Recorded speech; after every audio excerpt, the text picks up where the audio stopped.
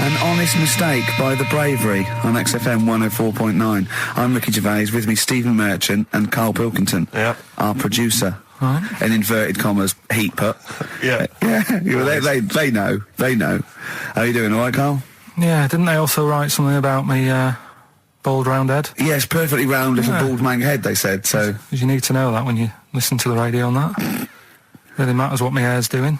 Your hair, have you given it a little polish? Because you look like a cue ball at the moment, and you've had a shave in it. I've never seen such a round head. It actually looks like a plate with ears. Yeah, well, for those that have never seen Karl, I actually, if you remember, I think he looks a little bit like Mr. Spoon from Button Moon. He does. If you've ever seen that show, that's also he looks like, you know when they say they find one with a little 4-foot human and it's actually 500,000 years old and they give it a name and it's the first, Australopithecus into. He looks like one of them as well. Perfectly round little. He's the missing link. He looks half human, half monkey. Because he's got a slight slouch as well. So yeah, it's like those pictures where you see it going from an ape to a man. He's one of those in the middle. Yeah, and of course his monkey hands, his hairy little wrist to those skinny little things that he can get oranges out of holes with. And it's unbelievable. Why are you so all shaved and polished and everything? Got a wedding. What? Got to go to a wedding today, so thought I'd, clean myself up a bit. Yeah. Shouldn't you be wearing a suit or something? No, I'll go home and put something on. Oh, okay. But, Suzanne said, make an effort. I sort of had a shave and that, and then I came out of the bathroom, she said, oh, your head looks a bit sort of eggish. She's right. She always worries about when I have a shave, because I just, That's your girlfriend, Karl. I know. Saying that. Just think, so don't worry about Heat saying it. Funny thing is, it's Boyd Hilton, I think, of Heat that wrote it.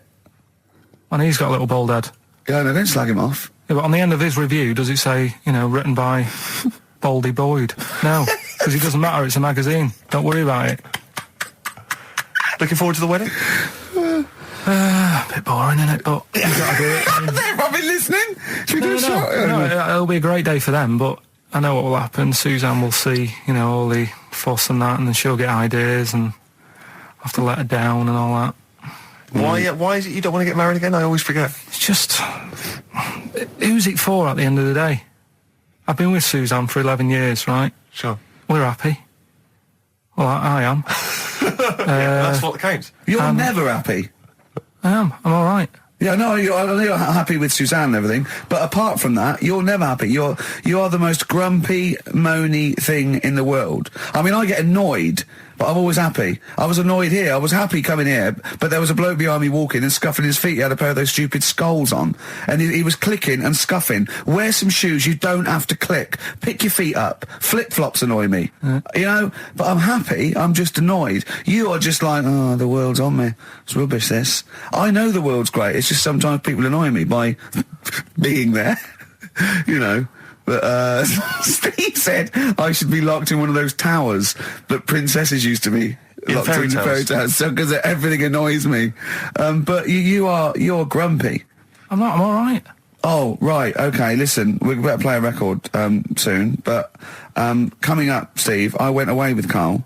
Okay, it was a little present from Jane. It was a golfing day, and I could take someone. Took Karl.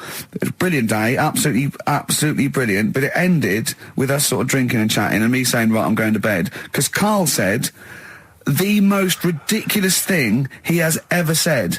Think of that. That's something. Oh, sometimes, Karl, I think you're on another planet. Here's The Only Ones.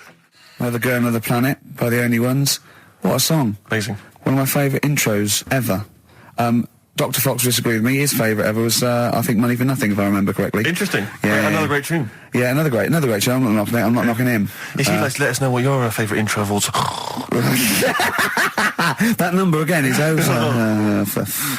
Right. Well, we got so much to get through with this show. Let me just get this. I don't quite understand. You were given a gift.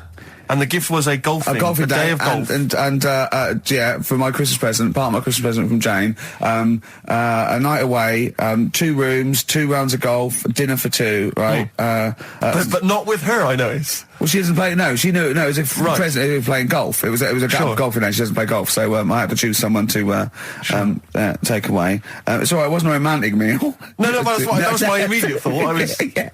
Yeah. Me and Karl just getting in there in the jacuzzi together. It just sounds like an excuse for Jane to have a day off from you. But you don't play golf, Jay. I know. Go. Yeah. Enjoy yourself. A bowling ball with my name on it. So, chose Karl, obviously. We went. It was a great day, wasn't it? Brilliant round of golf. Absolutely brilliant. Such a beautiful place in Stoke Poges. It's like a really posh place. And are you a good golf player? Well, we'll get to that. Oh, okay. Well, he bought the shoes especially for it. Oh, I'd love to have seen him in those little shoes. I know, and they were no good because they were metal spikes. We had to change them. He was annoyed straight away. He spent over £22 on these golf shoes. We hired a buggy that was brilliant fun. I was bombing along, wasn't I? I don't drive, but it was great on that buggy. Well, you've been on a buggy with me and you were a bit scared. Yeah. What I nearly killed us once. I was just taking banks and things, but you don't see sort of bunkers, and he'd scream and go, "Stop!" And he'd put his foot down the brake, and then I reversed. At one point, he sort of did a handbrake turn next to the lake, and then we had to reverse, right? And you just flick a switch and put your foot down. He did that without looking. I look behind, there's a big oak tree there. He screams, "Watch the tree!" Right? So Dukes of Hazzard. And I kept jumping in and leaving him behind because I had to go to my ball. Anyway, so the first shot, I got on my driver. I honestly did one of the best shots I've ever done. It went straight down. It was great. I thought, phew, got away with that because it's always the first one because it's a clubhouse and you want to look good. Yeah. So. He tees up, and I've been saying, buy some balls. He just got 6 balls. I was going, what if you lose me? I won't lose 6 balls, right?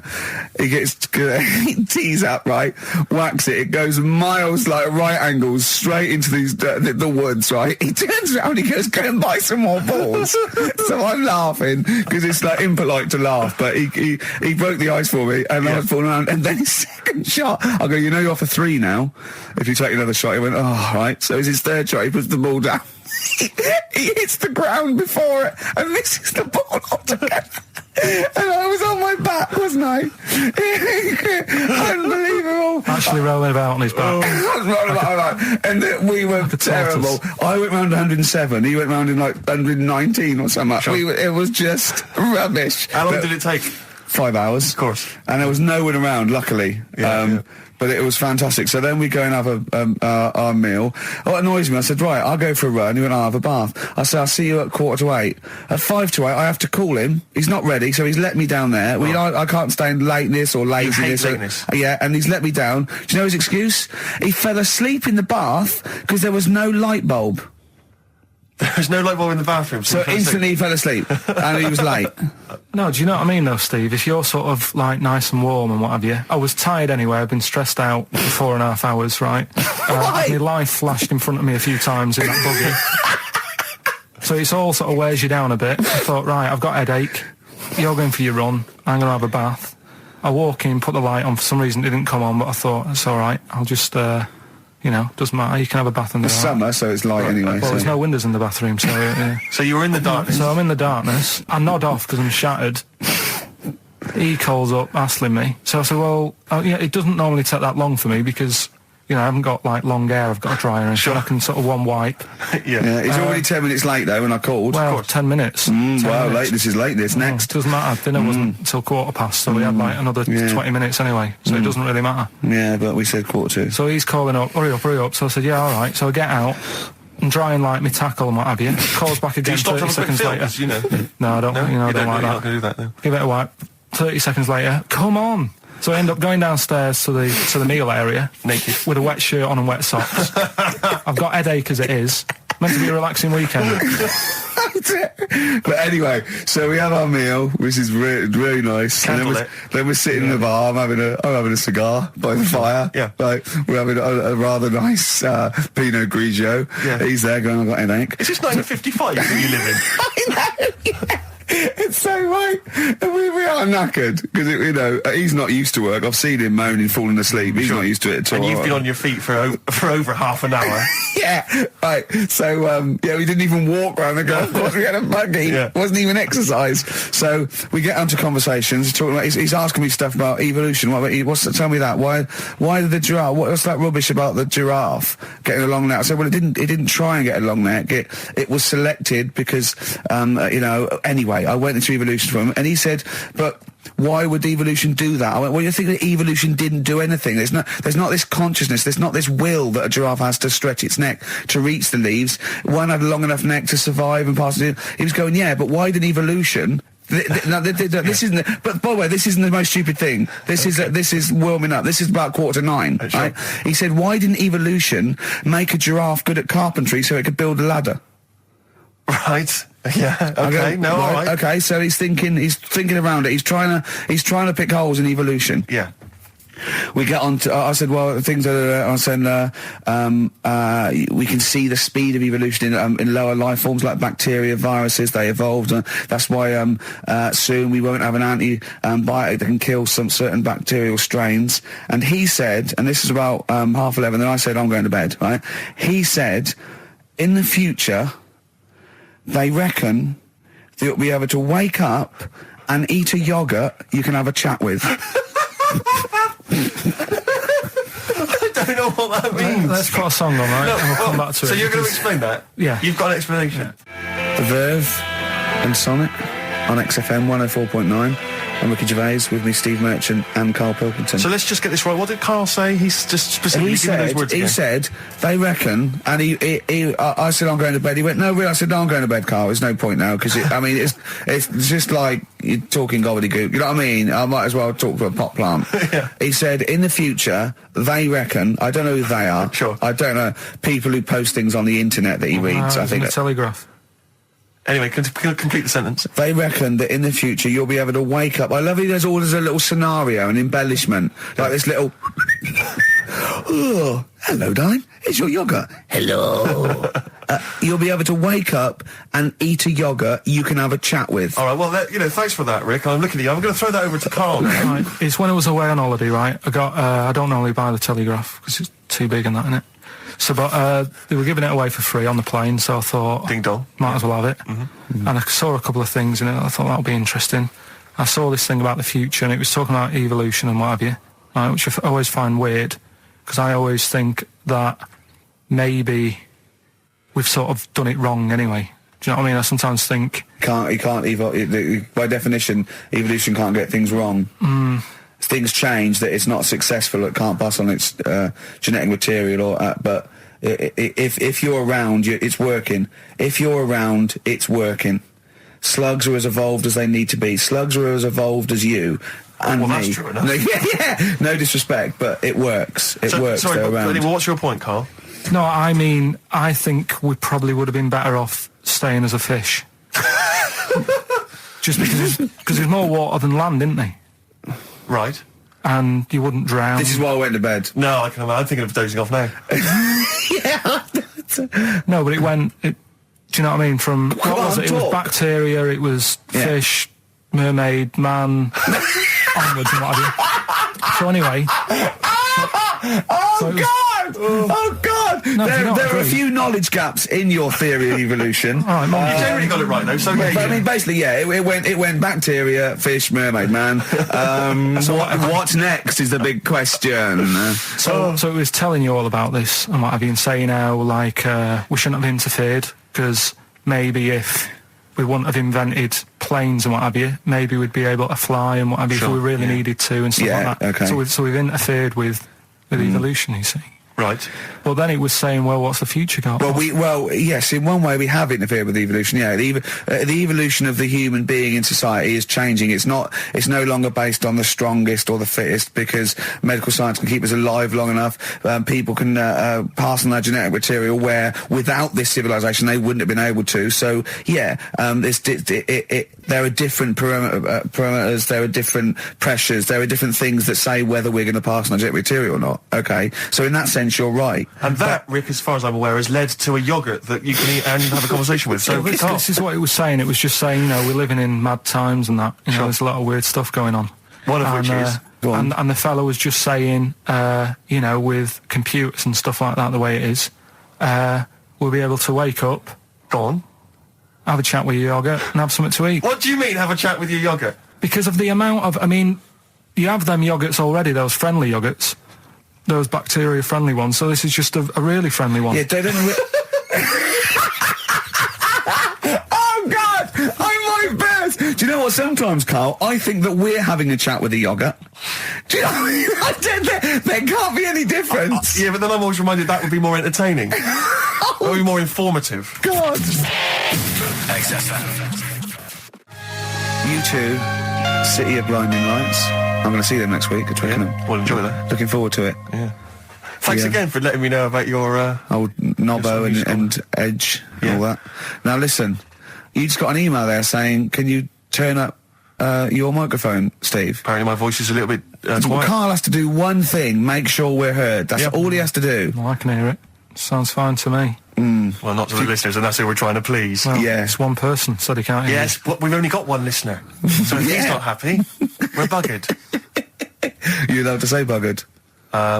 Not twice, certainly. Once could have been a mistake. Yeah. Twice, pointing it out is definitely, complaint material.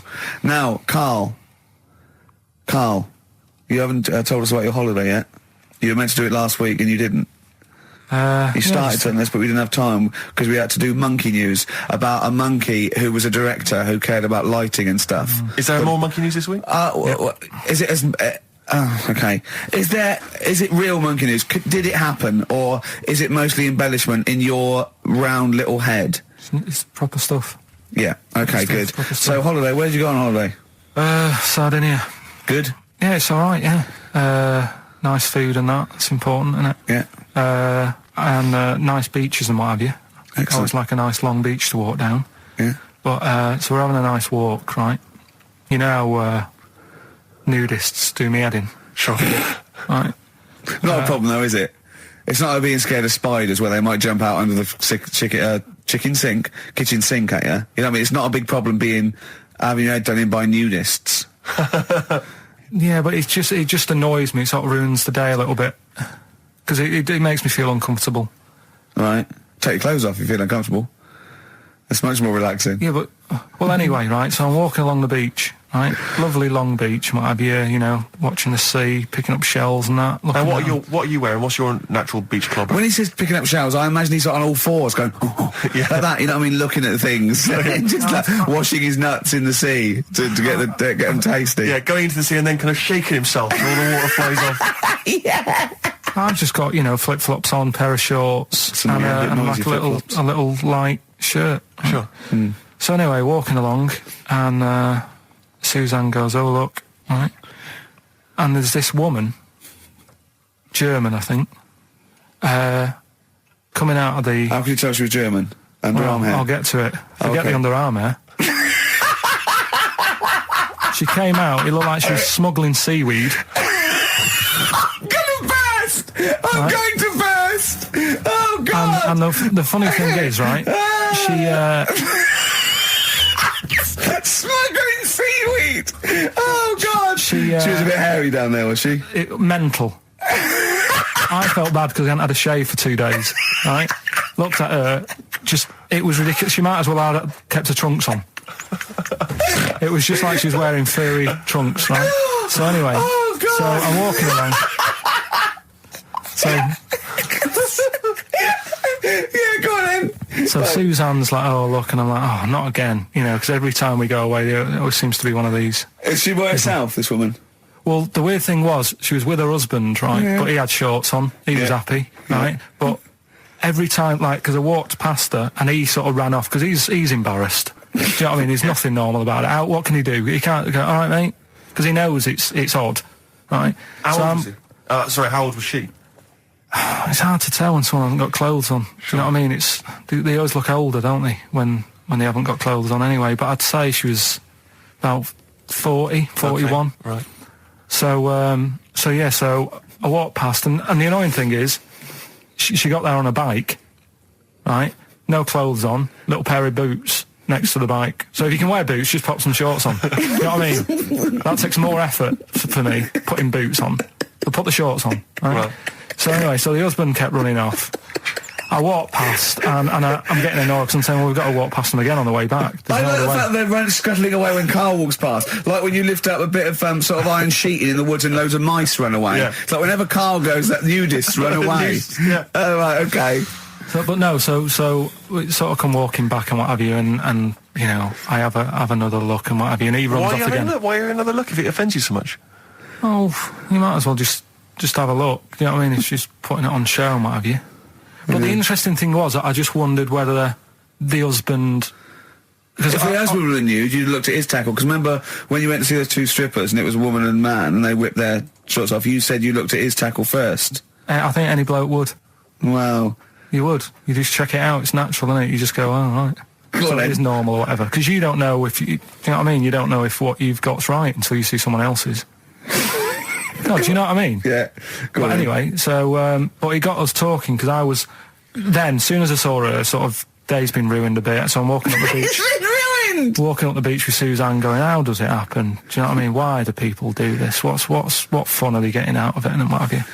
And, I just was thinking, is there any chance that fella, right, didn't even know that she was a nudist until they went away? Do you know what I mean? Because I said to Suzanne, if I met Suzanne, it's like we're getting on, yeah, everything's fine. Yeah. And then you go off on holiday and you go, you haven't got much luggage. And she's like, no, it's fine, this is plenty. And I'm thinking, that's weird. And then we go down the beach and she whips her knickers off. I'd be annoyed, but there's nothing I could do. Do you know what I mean? Sure. So I'm just wondering whether that's what happened to this fella. Every time someone came walking up, he was like, oh, God, this is embarrassing. And he kept nipping off. Yeah. Finding something else to do. Look at some shells. So I'm wondering, Rick, if at some point, maybe today or in future shows, we should get a nudist, you know, one of these official nudist spokespeople, you know, because all these nudist organisations, get them on the phone, justify themselves to Karl, because, you know, in his mind, they are, what would you say, weirdos, freaks? I don't quite get it. I was reading something in one of the supplements last weekend, and some journalist went round to some, whatever you call it, some resort or whatever for nudes and that. And it's Were just... they playing volleyball? Well, the annoying thing was, bowls. Why is that annoying? Well, don't play a sport where you got to bend over.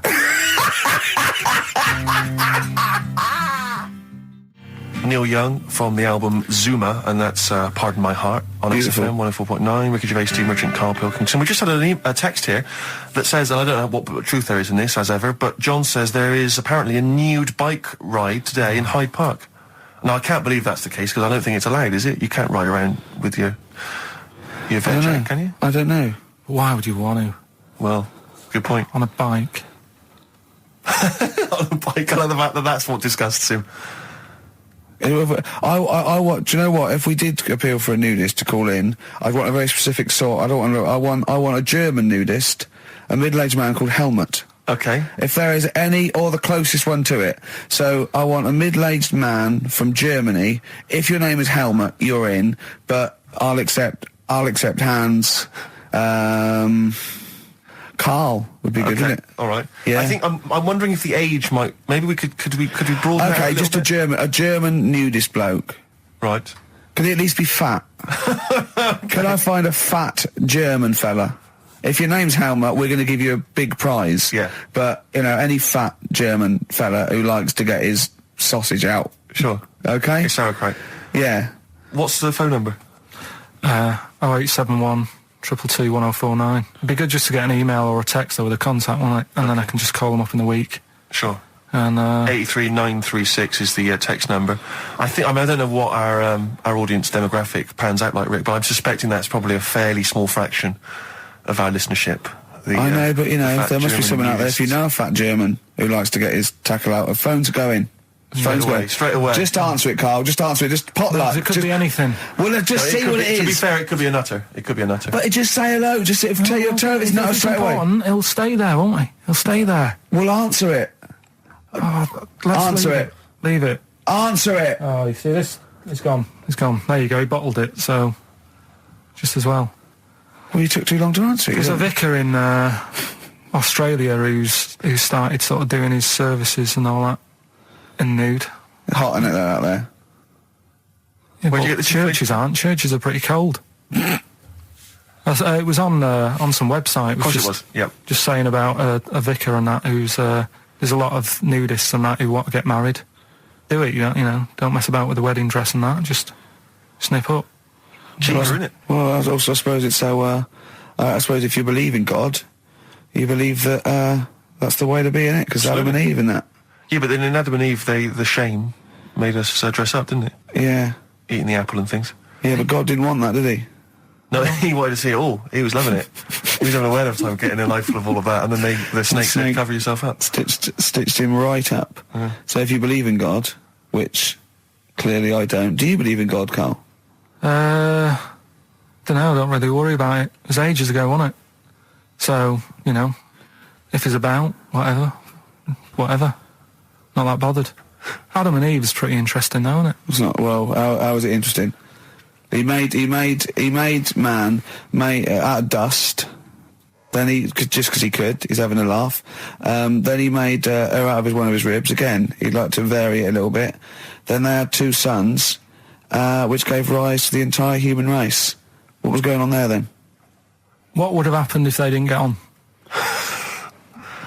That's interesting. Sometimes with pandas, they don't fancy the other one, do they? They go, well, that's my choice. One. You've brought me one panda from Lisbon Zoo, and I've got to shag that. What if I don't fancy it? What if they bring in a right slapper? Do you think what if it's the equivalent of like Love Island, whatever it's called? It was like Celebrity Love Island. Yeah, and they're going, I am not shagging that slapper. Every panda in the world has seen that dirty old mott in magazines. Why am I meant to mate with it? I've got some dignity. Are you talking about Adam there or Panda? Was that... either is fine, I suppose. No, do you think that Adam had any say? When God was making Eve, was he saying, can make the boobs a bit bigger, would you? And then... I'm blonde guy, I'm into blondes, really. I mean, I don't know, did he have any input, or was it just... I don't know. Well, I suppose it was one of his ribs. I know, but he's probably restricted. You go, well, I'm working with a rib, Adam. Give me a break. There's only so many things I can do. Well, he was probably in kind of intensive care, wasn't he? With the whole. They go, well, I can't just keep making the boobs and things bigger because their legs will get short. I don't mind short legs. Yeah, make the legs longer. I don't mind no legs. I don't mind no legs. As long as the boobs are sizable. I tell you what's weird though, Steve. Right? Everyone's heard of like Adam and Eve. Yeah. What's the surname? Yeah, where'd they get their post from? Unbelievable. Now listen, before you play the next tune, we should just, we were trying to mop up some stuff from the last couple of shows, which we haven't dealt with yet. One of which is an obsession of yours, because we're on a radio station, Ricky and I come in, we bring in CDs, music we love, it means so much to us, we adore it. You don't really care about music, you work at a radio station, it's just, I don't care. I do. No, you don't. I do like a good track. I don't like everything that comes out and everyone raves about. Yeah, you thought the iPod wasn't worth it because you named the 5 tracks you'd like. What was it? It was In the Ghetto, Babushka, Living in the City. What was the other one? Killing a Georgie, and there was one other one or something. And you just only like songs with a story. Yeah, but then there's a reason to listen to it, isn't there? Well, no, only story once. going on. No, because you might forget the ending. Listen to it again. Yeah, anyway, you've been listening to Babushka quite a lot, is that right? Because you've really got into your head now. You're trying to decipher the story. When I've been sort of asking for songs with stories, people have texted in, emailed in, and whatever, and I've had a couple. You know, last time we did the show, so I've gone, oh right, that sounds interesting. And Babushka, when I was away on holiday, I listened to it a few times because I like the story. It's a good little story going on. You got some thoughts on it, though, have you? A couple of questions. We'll have a listen to it. Let's have a listen to the track, and then I know you've got some queries you'd like to raise. It's just about a woman in it who, I don't know, she's ugly or something, aged badly, and her husband gets bored with her. Have a listen, see what you think. Right? XFM. You're listening to Magic 105.4. That was all the way back to 1979. Kate Bush, Babushka. So, we would like your suggestions for songs which have stories in them, which may entertain Karl. They could shoot to the top of his list. What do you think of that, Karl? That as a little story there. I like it, but... So she tests her husband. Yeah, she writes him letters. She gets a letter back. It's a pseudonym. Babushka's her pseudonym. It's not a real name. Her real name is Molly Strank. From Ealing, and Eva responds. He goes, "Oh, he's you know." So in real terms, he's having a bit of an illicit affair behind her back because he doesn't know it's his wife. So he goes, "Oh, well, I'll take this a bit further, see how far I go." He turns up.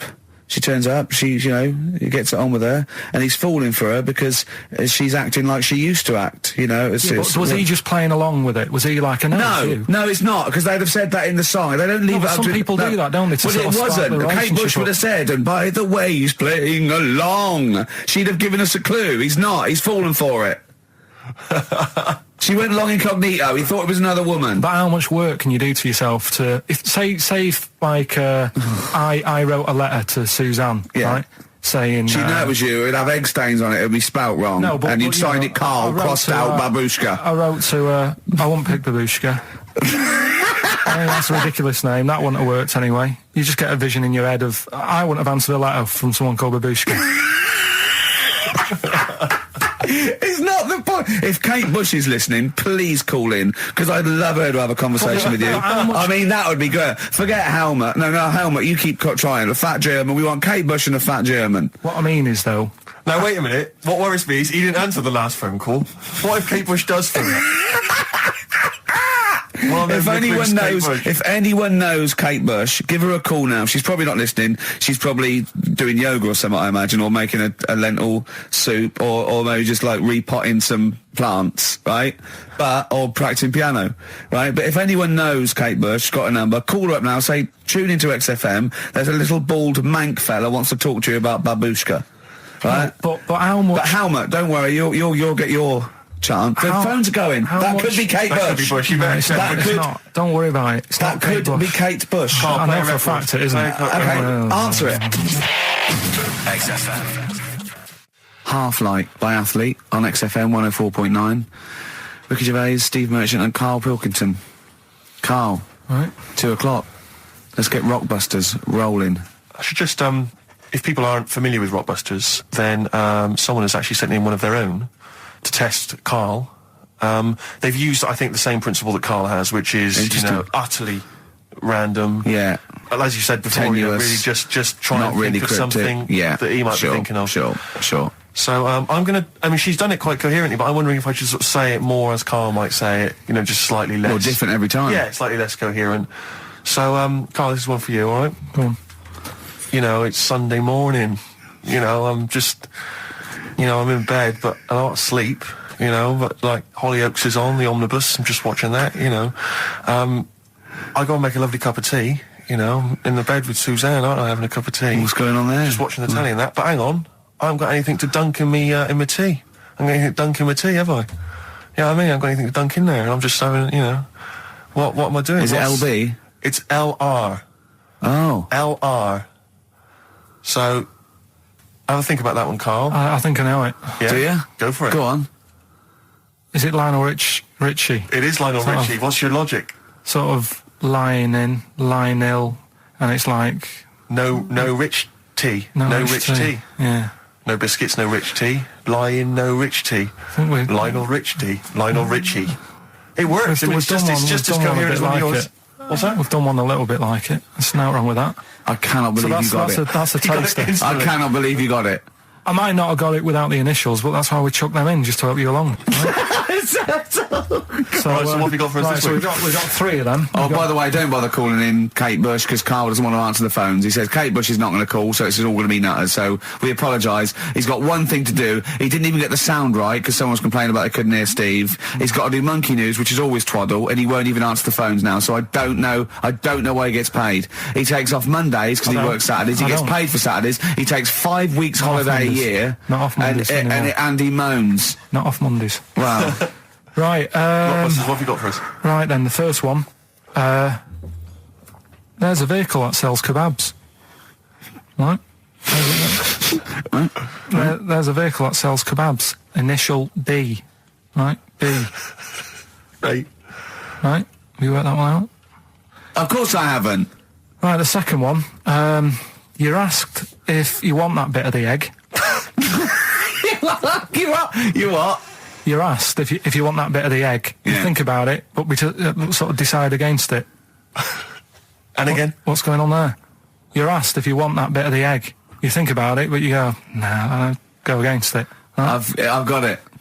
Is initials W or Y O? Yeah. Got it. Right, so... Okay. Yeah. That one works. Right. No, it doesn't. No, it doesn't. No, it doesn't. Yeah. And the last one, I don't think this burger will catch on. I don't think this burger will catch on. Yeah, and the letter there is M. So you just text or email in with the answers and win some stuff. What have we got? We got some prizes. We got another box set of the League of Gentlemen. This is instant gratification, but you go into a draw for something bigger. So what have we got today? Yeah, well, today this is what you're taking home today. You've got the League of Gentlemen, the complete collection on DVD. That's worth having, definitely. We've got Catterick, which is the current Vic and Bob show on BBC Two, which is good. The Aviator, the award-winning Leonardo DiCaprio, Martin Scorsese biopic, and once again Ladder 49. We're giving that away again, are we? Yeah. Apparently do we get a job like those? We got loads of them. We got boxes of them, stacks of them. Yeah. Excellent. So email in if you just want a copy of Ladder 49. I'm sure we could dig one out for you. yeah. Or phone in, because Karl does not answer the phones. Right. And remember, the winner goes forward into the chance to win the big prizes, the signed Homer drawing, the signed Nigel Tufnell poster. And you go to rickygervais.com and see Matt Groening actually drawing that to verify it. Bit of Lloyd Cole won't never anyone has it? Has it? Lloyd Cole, Impossible Girl on XFM 104.9. Wow. Rick, I'm just reading an email we've had, and it is indeed true. Scores of naked cyclists will be wheeling around London today in a mass protest against oil dependency. The World Naked Bike Ride will see the arresting sight of up to 200 daring riders bearing all in their cycle past some of the capital's most famous landmarks. Have they got to wear an helmet? Are they against wearing a helmet? Well, I don't. I think they're trying to make a statement. I would imagine. I don't know. Well, they don't have to wear a helmet. It's not law to wear a helmet on a bike, is it? It's for your own safety. It's sensible. You're right. Yeah. Well, it's also sensible to just pop some pants on. Pop some pants on. Are you going to be popping down there and cheering them on? I'm not going anywhere near it. What are they going against? What's the problem that's going on? Oil dependency. I think, generally we're consuming too much oil, aren't we, in the world, and it's going to run out one day, and we've not got any alternatives. Talking of campaigns and things and that, did you see Sir Bob on Jonathan Ross last night? Sir Bob Geldof. Sir Bob Geldof. Yeah. Are you going to walk to Edinburgh or sail to France, Karl? What do you think of all this? The G8? I think it's good that, he's doing some stuff for the world and what have you, but probably won't bother. No. Having a walk. What do you make of all this campaigning? He's dedicated his life to this now, hasn't he? Yeah. I mean, it's interesting. I was watching him last night, and I respect the man. I mean, he used to work here, didn't he? Did some shows and that. Mm-hmm. It's good. It's all right that he can do it, but... I assume that's not why you respect him. I assume you respect him because he's trying to save a nation, as opposed to used to work in XFM for a while. Yeah, I know, but I'm just saying it's good that he's given up a lot of his time to, try and save the world and that, but, there's a bit of me that's kind of like, is he wasting his time a bit? Right, well, what do you mean wasting his time? Well, he tried it before and... No, wait. What he's trying to say is that the G8 are I think the 7 most rich, wealthy nations in the world, and Russia, and they get together and they can wipe out the third world debt. I.e. they owe us billions and billions of pounds. They can't afford to pay it back. So he's going to say, let's wipe the slate clean and pledge, I think, a lot more aid and stuff to them, isn't it? Mm-hmm. So what do you think of that? But won't they just do it again? Right, what's you thinking? No, I just mean... I knew I had a little diamond in the rough here. I mean, obviously, I admit, I brought this up because I really wanted to know what Karl thought of it. Sure. Yeah, I had ulterior motives. It wasn't just for awareness, for the very worthy cause. It was because I know... Look at him looking at me. Look at him, he looks at me like a cat. Honestly, it's like there's nothing behind those eyes. Right, what do you mean? They're just going to run up the debt again, you think? Well, what I mean is, right, when I was a kid, right, and I wanted to go to the arcade... I'd borrow £1 off my mum, right, and she'd say, don't come back asking for more and what have you. But I'd have a go on a pinball machine or whatever, game on a fruity, and then go back, and she'd go, can I have some more money? And she goes, I gave you £1 before. And I go, I know, but I'm on holiday. And she goes, there you go then. And then I go off and do the same thing. I didn't go, no, I wasted the last one, I'm going to pop this in the bank. Right. So you think that's what's going to happen with... That's a nice metaphor. So what do you think happening there? That the Africans are blowing it down the arcade. Instead of putting it towards a fishing rod, they're blowing it down the arcade. I'm trying to win a watch. Look, I've got 100 goals. I think this thing is dodgy. Yeah. I'm trying to win a fluffy toy. Bob's saying you're never going to get the Snoopy. You're never going to get the Snoopy. It's always going to fall out of the little claw before it gets to the claw top. is not strong enough. Yeah. Do not waste it. No, Midge. Midge, you have to write a song. Write another song, mate. They've blown it down the arcade. Brilliant. So that's your genuine logic, is it? Well, I just don't know. If they put me in charge of it, I don't know what I'd do. I just think it's a. Could I just say that will never happen? No. Could I just say to London, and anyone listening Sleep on Saturday, don't worry, Karl is not going to be put in charge of G8. It's not going to be him, Blair Chirac. That would be a joy if it were. That would be amazing. But anyway, so let's assume some alternate universe you are in charge. What would you do? Monkeys, obviously. It's like Planet of the Apes. What are you going to do? You're the only person with opposable thumbs. What's your solution? We've done a lot of it, haven't we? We've sent, money out there. We've sent them clothes and that. Yeah. Have you? It's gone. You say we. Have you sent? I've done loads for charity. Go on. No, loads. I've done loads of stuff. Go on. For what? Oh, I give stuff to Oxfam. Yeah. What stuff you don't want anymore? Yeah, junk. You mean? Well, yeah, but it'll be all right for them. I mean, I said to you the other day, like when they collect clothes for over there, I don't know, none of my stuff's going to fit them well. But the thing is, I do loads of charities. I do loads of things like. Go on. I pay for tools. I do that thing, a monthly payment of £5, paying for toolbox and that for someone out there. I help old people, which I'm going to stop, to be honest. Why? Because do you know this thing I do, Steve? Right, no. this is a £5 a month as well, right? I got stopped in Leicester Square one day. They said, there's a little old woman somewhere. She's cold. Are you going to help her out? So I was like, why me? Right. So anyway, so they said it's easier if people look after one old woman, right? So why me? I've signed up to look after this old woman called, I don't know, call her name June or whatever. It doesn't matter. So it does to her, but go on. So anyway, so I'm paying this £5 a month, and the first £5, first time I paid it, I got this thing in the post, right? And it had, thanks a lot, Karl. You're looking after June. Here she is, here's a little picture of her, and she's sat there, what have you, with a cardigan on and stuff like that. Every £5 you pay, it'll be cheering her up, and, look after her, pay for her food and what have you. So, for a bit, you feel good, don't you? And you think, well, I've done my bit for the world. Anyway, 2 months later, get another package, right? Picture of June in there again. She's got a tan. So he's saying you're paying to keep her warm. No, they meant a week in Mallorca or whatever.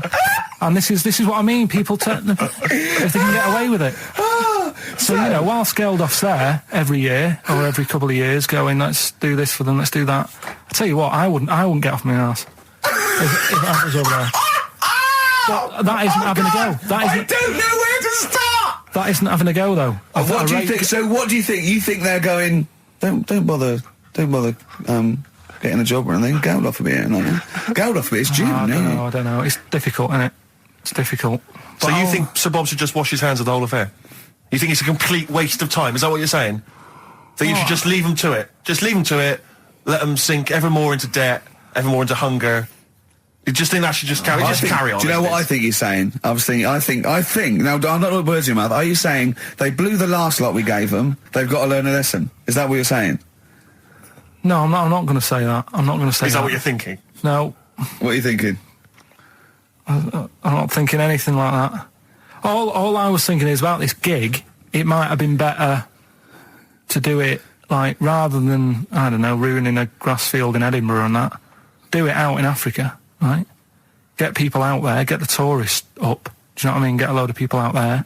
They've got loads I don't reckon he's going to get people to walk to Edinburgh. I very much doubt people are going to fly to Addis Ababa to see Coldplay. Cheap flights and what have you. Right. Hot dog stands and that, locals will love that, right? Job done.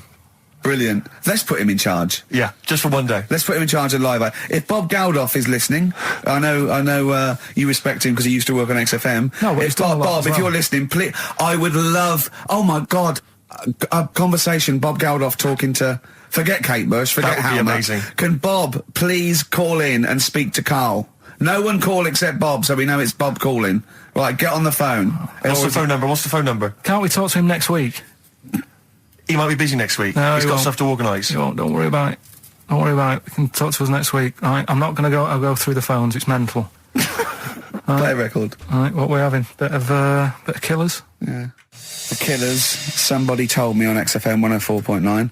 Tell you what. Talking of starving, I went to what is meant to be the best restaurant in the world on. Oh yeah. Wednesday. Yeah. Sure. You must be famished. Well, Jonathan Ross booked a table there. It came out. I think he's been trying to get there for a while, and I think there's a waiting list and everything, right? And He's got an OBE. You're walking straight in. He's walked straight in with that. Yeah. Me and Jane went along with him and Jane to the Fat Duck in Bray. As it was voted the best restaurant in the world. Okay. Right. And it was incredible. I mean, it's across from the restaurant and sort of Barnum. They do, just incredible food. But all the way there, I'm thinking, well, I can't eat stuff in normal restaurants. I don't eat red meat. I'm squeamish about things like seafood, anything that's got too many legs, or was a crustacean once, or feeds on worms. I knew that one of their signature dishes was snail porridge. So I'm thinking, I'm not going to be able to eat anything here. So I was thinking, I had something to eat before I went, and I was thinking that they better not have mucked around the bread, right? Got there, beautiful, and it was really quite fantastic, and I let them know straight away that I was a Philistine, and they really accommodated me. You know, I didn't have the snail porridge. They put mushrooms in my snail porridge, which was more of a risotto, and there's tasting menus and that, and it was really fantastic. But Jonathan, halfway through, on the way there, I don't like travel well, on the way there, he actually phoned me and said, why are we taking you to this restaurant? Good point. Very good point.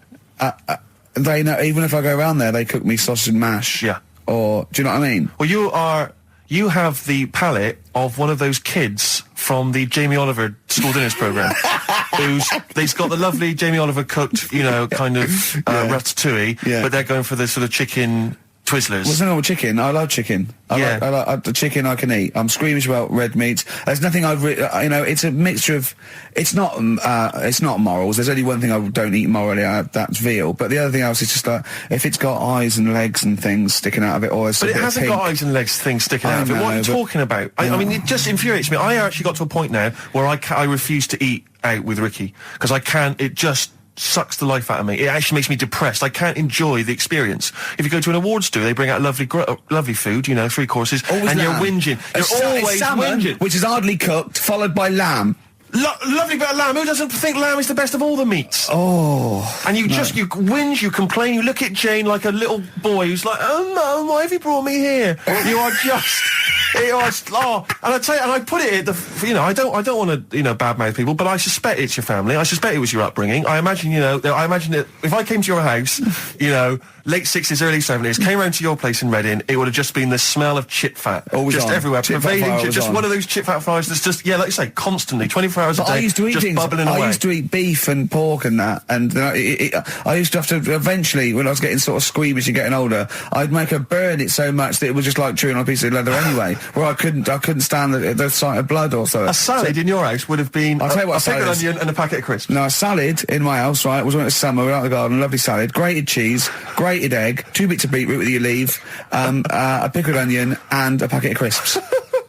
And that was a salad.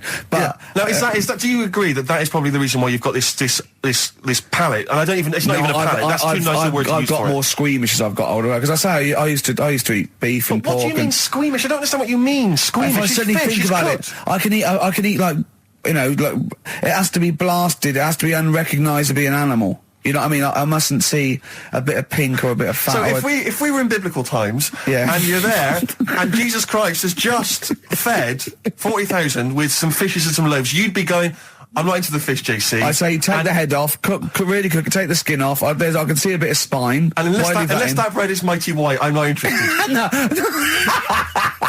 Yeah, but the thing is, what he hasn't said is, he gets frustrated because we have to go from restaurant to restaurant for something I can eat. But the reason we've only got about 3 restaurants to choose from are that because he doesn't want to spend more than a £5 at lunchtime. At lunchtime? If I was going out of an evening, you'd spend a decent amount of wallop. But lunchtime, Would you? You'd be happy to spend 20 quid on lunch. Imagine that every single day. There's no one out there who's eating lunch 20 quid a day on lunch. It's crazy. You don't need that much food at lunchtime because I know what happens. You go in there, you have some kind of Thai green curry for lunch. You're asleep by 1:30. We're trying to work. We're trying to write TV shows, and you're dozing off like one of those giant anacondas that's just eating a sheep and is slowly digesting it. It takes like 3 weeks. He doesn't eat Carl. He does not like the He'll walk a mile out of his way to get a sandwich that's mostly bread that only costs $1.20. It's about value for money, Rick. That is all it's you about. Don't have to tell me. I remember Oh, come on, let's have having an argument over that 50p that time. I don't want to bring it back up again. Here's the situation, Carl. I lent you 50p, and you decided you weren't going to pay me back. It should be to my discretion if I say, don't worry about it, Carl. You should offer me the 50p, go, there's that 50p I owe you, and I'll go, don't worry about it, Carl. But you didn't even do that. No, it's the way that you were, like... I said, where's my 50p? You went, oh, you don't need that. That's not your decision to have. I didn't say that. I said, I don't think I've got it at the moment, or whatever. Rubbish. And you're going through my pockets and that. Rubbish. 50p. Ridiculous. You've just given him a keg of beer for free, hadn't you? Well, let's not go over it again. I mean, I just think value for money is important. Like now, okay, so for instance, in the morning I have to get the tube, but you can get a travel card, zones 1 and 2, right? It's about £4.70, I think. But before 9:30, it's about £6.50. All right, and then at 9:30, when the clock, literally on the clock ticks over to 9:30, it's £4.70, right? Now sometimes I'll get there, I'll be about 9:20. Now, you'd be saying to me, oh, just spend it. And I'm thinking, I've got 10 minutes. I'll perhaps read the paper, wait for it to click over to 9:30, and then I can get a cheaper ticket. Now, surely that makes sense. Surely that's logic. Don't you? I mean, if you were in that situation, Rick, if you were there, right, and you had, let's say you had 3 minutes to wait before 9:30, what would you do? Would you stand there and wait? No, because waiting to me is worse than anything. It's madness. It's madness. I can't stand queuing. I can't say, no, I'd pay, yeah. How long would it have to be before you'd wait? If there was like a minute on the clock to go, would you wait? If they literally said, if you wait 30 seconds, I go, all right. Well, that is the case. That literally is the case. Okay, but not 10 minutes, no. What about you, Karl? I feel if it was 30 seconds, I'd feel flash going, I'd spend £3. But if it was like a couple of minutes, I go, oh, it doesn't matter. I just wouldn't. Madness. Yeah. Think about how that tots up over the years. Amazing. Karl, what about you, Karl? Would you do it?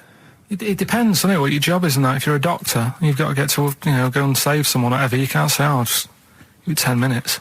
Depends. Depends on the situation. Depends. Most of the time, I've got to get in work early. I can't be hanging around till half 9. But you don't know, do you? I've called him when I was filming. I've seen him do one day, right? I've seen him for one whole day. He went away. He fell asleep at 7:45 in the bath because he was knackered. So he has 5 weeks holiday a year. He's taking the piss. XFM. Feeder, pushing the senses. Quite a food-related sort of show, isn't it? It is. Thinking of gluttony, did you see in, I think it was Heat magazine, it was former pop idol winner Michelle McManus. Oh, yeah. She's lost a lot of weight. Oh, yeah, she's lost 5 stone, hasn't she? Please see that the headline was, I used to eat 12 packets of Doritos a night. At night. 12 packets of Doritos. I just like the idea that you got to 11 packets, and you're thinking... One more still a bit peckish. One more will do it. Yeah. yeah. Oh, unbelievable. But someone sent in a couple of odds and ends news stories, they've gleaned off the web. And apparently Britain's fattest family have shed 23 stone. One of them died? Between the 5 of them... Oh, come on. Between the 5 of them, the Phillips family from Worcester weighed more than 100 stone. Jesus. Well, how many are there, though? They spent 5 of them, and they spent £300 a week on food. An evening meal consisted of an all-you-can-eat Chinese buffet and another ice cream stop at McDonald's. The mum, she was generally happy, like Karl is, but she said she used to get upset when she couldn't buy clothes for her kids because the shops didn't stock anything above XXXXXL. It says here, it says Mitchell, 13, was the heaviest of the 3, weighing at 27 stone. By the age of 4, he was Britain's fattest toddler, weighing 10 stone. Is that competition still going? He broke 5 bikes. He broke 5 bikes by buckling the wheels. Oh, that's I know you're always kind of fat kids, Karl. Chasing an ice cream van. Yeah. But the bike just fell apart. Yeah. Who knows? Maybe now he's on that nude bike ride, because he's lost some weight. Oh, that would be painful, wouldn't it? If one of them buckles. Yeah. Well, I've got another food-related item here. Now, Karl, I got a little email via my agent, sent from someone here, okay, sent from someone at... XFM, okay, and I won't say it was. She just said, I thought this might be good for Ricky to use on Saturday, and obviously what happened is Suzanne has sent you an email in the week. It was Wednesday, and you've returned it, but I think you've returned it to the wrong email address. You returned it to someone here who, of course, immediately forwarded it to my agent for ridicule on the show. Don't panic, it's nothing that bad, okay? It's an email from Suzanne talking about your tea that night. Was Suzanne out on Wednesday night? Was the an England game or something? Yeah. So you were alone. You were home alone, were you, Wednesday night? Yeah. Did you enjoy your meal? Was it a quiche? Go on. Right. From Suzanne to Karl. Take the quiche and put it on the baking tray. Cook for 30 minutes on 190. Take lettuce and put on plate. Take 3 tomatoes, wash and chop into quarters. Place on lettuce. Take an avocado, chop in half. Remove the stone. Peel skin and slice. Place on salad. Put salt and pepper on and a dribble of olive and balsamic vinegar dressing. Right? In brackets, small bottle behind the cafetiere. Right, in case he's reaching for bleach. Yeah. That's it. She had to put everything else away. Right? Then sprinkle a smidge of parmesan on top. Remove quiche from oven, cut into quarters and put on plate. Eat. Oh, wow. Does she have to do that every single time she's out? No, it's just that I'm not that good at cooking, right? And to be honest, that was a lot of hard work. I didn't bother warming it up. And I did without the avocado. Why? Too much messing about. He didn't even do that with instructions. It was too much. But yeah, I'm not that good at cooking. And Did you that's not cooking though, is it, Karl? That's heating up a slicing. quiche. That's cooking it is making the quiche. Yeah, but I'm just. Could you have figured that out if she hadn't left that note for you? Why did she have to tell you what the olive oil and balsamic vinegar was? Because I've put sort of cooking oil on my food once, and I said, oh, it's a bit. He's ever since, right? Years ago. I'm gonna die. Years ago, leaving Mr. Magoo at home. It was ever since I put sausages in the toaster that. What do you mean? I nearly set the flat on fire. Because do you know, like when you're grilling food in a pan and all that? Yeah. Sort of sausages spit and it goes everywhere, doesn't it? And it makes everywhere greasy. In the toaster. So I thought, well, just want to warm them up. Yeah. Bung them in the toaster. Yeah. What happened? And she sort of caught. Well, they got stuck and they got caught on fire. I imagine. She came in just as I was sort of plunging it, and Matty came in from work. Said, "What are you doing? I said, I'm in sausages." Well, the oven isn't on. I know they're in here. What? You turn it off? Panicking and that. But I've never been into it. I've never been into cooking and that. At school and stuff, I didn't bother doing it. Oh, every time Suzanne comes home, she must think, please be the house still there. Yeah. Please not let me hear a fire engine as I come round this corner. Oh, God. She comes and goes, oh, God, thank God. I bet she's always happy to see you when she gets home and you haven't burned the place down or introduced some howler monkeys or something. Unbelievable. What I find extraordinary is there are people who are in sort of care in the community who don't need instructions on how to prepare food. Oh, they do. They can do it. Yeah, you show them once. Yeah, they do. Whatever you do, don't put sausages in the toaster, Johnny. Do you know what I mean? Yeah, and they've don't, learnt it. They don't put sausages in the toaster. Yeah. What did they put their fingers in? But, yeah. Are we doing Rockbusters answer? It's what London's waiting for. I'll tell you what, we'll play a song and then do Why not? Rockbusters, yeah? It's worth waiting for. Have we still got Monkey News to come? Yeah. Oh. Roxy Music with the old Dylan classic Hard Rains on XFM 104.9. Mixing it up, just mixing it up, mixing and matching. We've got Neil Young, we've got a bit of Roxy Music, we don't care, do we? They were right up, bang up today with some of the latest tracks from Feeder and the like, so... Yeah, big time. But it's what we're waiting for, is the Rockbusters answers. That's right. Right. Okay, give us the clue, give us the answer. Right then, first one... Hurry up, because we haven't got long for Monkey News. Don't worry about it, don't worry about it. First one. There's a vehicle over there that's... it's changed. Selling kebabs. Oh, it's changed, go on. Initial D. Yeah, what is it? That was Donovan. Okay. All right, yeah, okay. Yeah. That Good. works. I'll give you that. Yeah. Second That's a one. real clue. Well, they got it, like they always do, so they're always real clues. Second one. You're asked if you want that bit of the egg, right? You think about it, then you decide against it. I think I know this one. What was the initial again? Y-O. Is this John Lennon's wife, Yoko Ono? Yeah, that's right. I think that was her name, Yoko Ono, wasn't it? Yeah, it's Yoko No. It was Yoko No. No. You've got it wrong. You're thinking about it. You're asked if you want a bit of the egg. Yeah. You go, yolk. You think about it. Oh no. Oh, so you say it twice, you stutter. So No, it's no. Yolk, oh no. No, you didn't her wrong. name's Yoko Ono, though. Yeah, Yoko Ono. Listen to the clue again. Okay, no. Listen to the clue. So what you say is, do you want this bit of the egg? You think, oh, the other bit. No. Yolk, oh no. That's Yolk, right. oh no. Yolk, oh no. Yolk, oh no. Oh, yolk. Yeah, go on, brilliant. Yeah, okay, yeah, Yoko Ono, yeah, go on. Works perfect. Next, yeah. And the last one was, I don't think this burger will catch on. That was initial M. Yeah. McFly. Right? So, there's your 3 clues. There's your 3 answers. It won't catch on. Well, who'd want to eat that? You know what I mean? It's like a Mac burger or whatever. Mac chicken. McFly. Don't want one. Put it back. We'll have a chicken. Right? So who's got the 3 then? Well done to Ian Shillham from Mansfield, who's got all those answers right amazingly. And he wins all those great prizes, including Ladder 49, starring Joaquin Phoenix and John Travolta, which I don't think anyone's ever seen. There's 49 of them. And he wins that, but he also goes forward, as you say, to the big draw, which will come up at the end of our little to run. win the signed Homer saying, I like Karl because he's stupid like me. And you can see Matt Groening drawing that. To know it's real on rickygervais.com, and you can win that. And a signed Nigel Tufnell poster. Brilliant. XFM.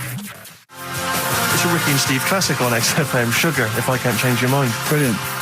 So listen, it's time, isn't it? We've only got a few minutes left, so you better play the jingle. Oh, chimpanzee that. Monkey news. So Monkey News, if you've only just started listening to the show. Oh, you poor fool.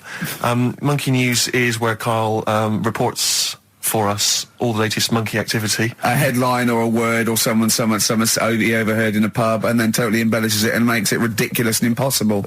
He believes it, though. He believes every word he's saying. Let me say that.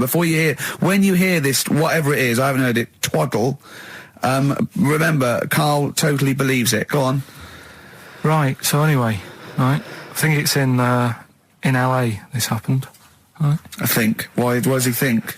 So these people are in a restaurant having a lovely meal.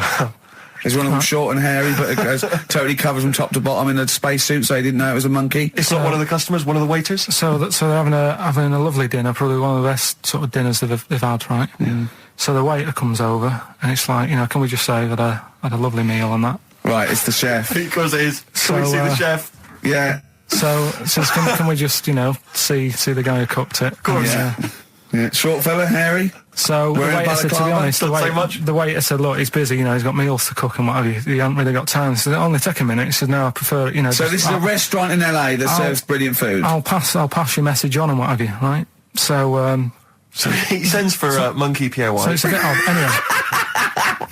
So they go out, right? They go out to the car and they notice the kitchen door's open. Yeah, right? Yeah, of course they do, because they're going to discover something that I don't know. So they're going to this just out of interest, this where did this chef train before we see him or reveal what he might look like or like to eat? So anyway, so they pop their head in and think we'll just nip in and go, love fruit salad or whatever. Yeah. So they stick their head in. We better see the human chef. You never guess what? Go on.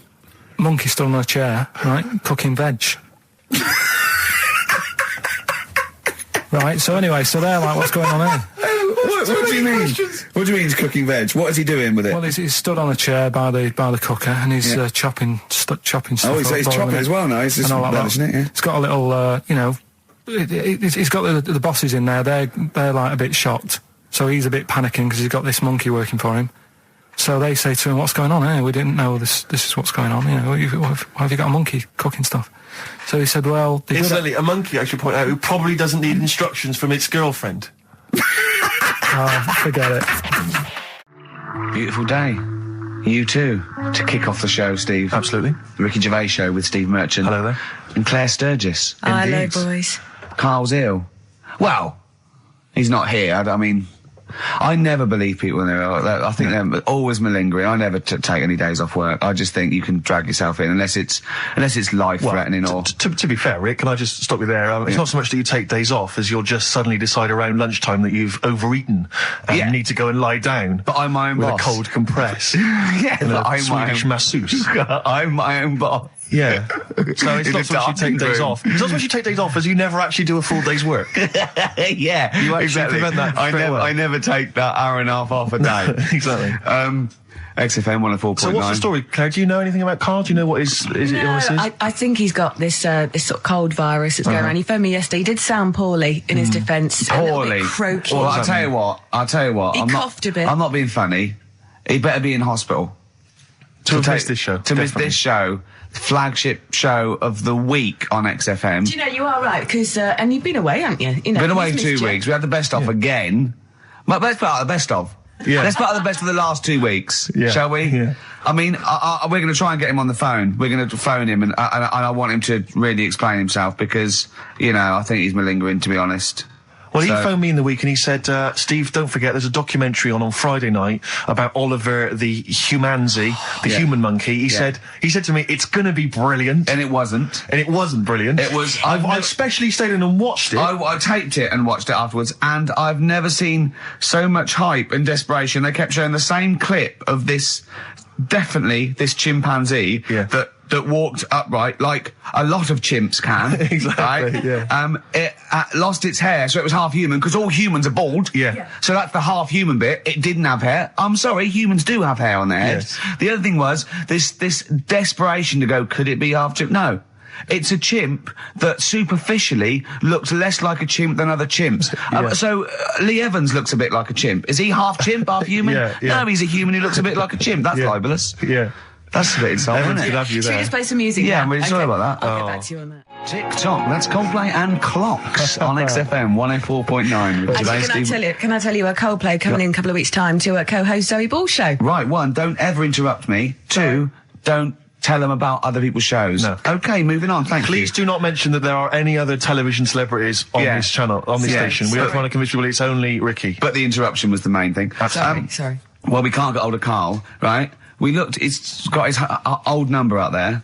His home number? Yeah, it's a hold on. Right. So, we went to the new records. He hasn't even given him this new home number. So something's funny going on. He doesn't want to be contacted. He hasn't given me his home number. I've tracked down a friend who's looking at it for us. That phone might ring any moment. I apologise for that. But why is Karl not available? It's interesting that neither you or I, and I like to think of ourselves as being fairly close friends of Karl. Yeah. We have made him the man he is today. We cannot get in touch with him. In the same way that bloke bought Oliver. Sure. I think that Karl is now ours. Yeah, exactly.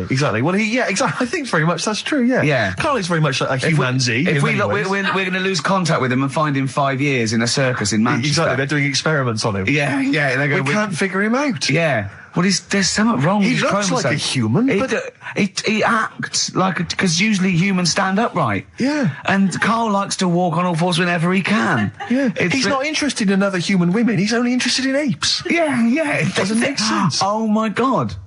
And he's bald. He is bald. Oh, look, there's as much evidence for Karl being a humanzi as Oliver. Yeah. I think there's more. And, well, Karl barely walks upright. I know. Scared of fire. Yeah, I know. It is interesting, isn't it? Oliver was built, wasn't he? Yeah. I don't know. Why were you looking, Rick? I'm interested that you I couldn't, what, your eyes were kind of uncontrollably drawn Steve, towards they were his... just there. No, I didn't see anything. I was just looking at his face. No, sorry, Rick, but if there's something you want to get off your chest... Yeah, and that was the human part of it then, was it? Being built like that? Because it's humans, but... Yeah. Although Karl's is very tiny and hidden behind. And he's got... I've noticed something else as well. He's got a big red arse. That's true. Hasn't he? Yeah. Yeah, it's all beginning to slot into place. And I've seen him climb up a cabinet and eat a banana as well, just to over lunchtime, and peel it with his toes. It's all coming together. Yeah. Right, we're going to track him down because he's malingering. He's definitely. I'll tell you what, he's at home now in the garden swinging on his tyre. He's not ill. I think more truthfully, someone said to me that I said Karl might be ill. They said, right, are you not going to do the radio show then? Well, that's what annoys me. I mean, that's the biggest problem. Is that, let's be honest, we haven't got anything without Karl. All we've got is the hook. People are staying listening because eventually they think we might get through to him at home. Yeah. And there'll be fun on this show to be had. If we don't get in touch with Karl, I think we may as well just shoot off and leave Claire to do the show. I've got some great music. Is that not? Well, it's a small. Well, you could leave the music with me. I could just play There's not many reasons That is true, you're isn't it? supposed to be here. Okay, well, play some great music now, play Steve. a great tune. Okay, wedding present, Steve. Yeah, I'll explain what it is afterwards. Just play it. It's a joy. There's a monkey theme. There is a monkey connection. Call in if you know the answer. Doing their cover version of Pleasant Valley Sunday. That's from this new compilation of those. Remember they brought out a load of 7 inches in 1992? Of course I do. It was my favourite day. Yeah, absolutely. And on the B, do you remember on the B side of each one there was a cover of a different song? Steve, I even played the B side of each one and listened to the song. The connection there that we're talking about was, of course, it was by the Monkeys. Indeed. Indeed. Yeah. Brilliant. They turned up in yesterday's episode, didn't they? A lot of people, I'm sure, won't have seen this documentary. It was on Channel 5 after all. I always feel like we should remind people that what we're actually talking about. If we just happen to mention Oliver, a lot of people don't know what that means. Yeah. If we explain that it is the primate version of Karl. Yeah, that's exactly. the sort of shorthand, isn't it? Yeah, Yeah. But they were on a the Human Z. The Human Z. He was on a Japanese TV show.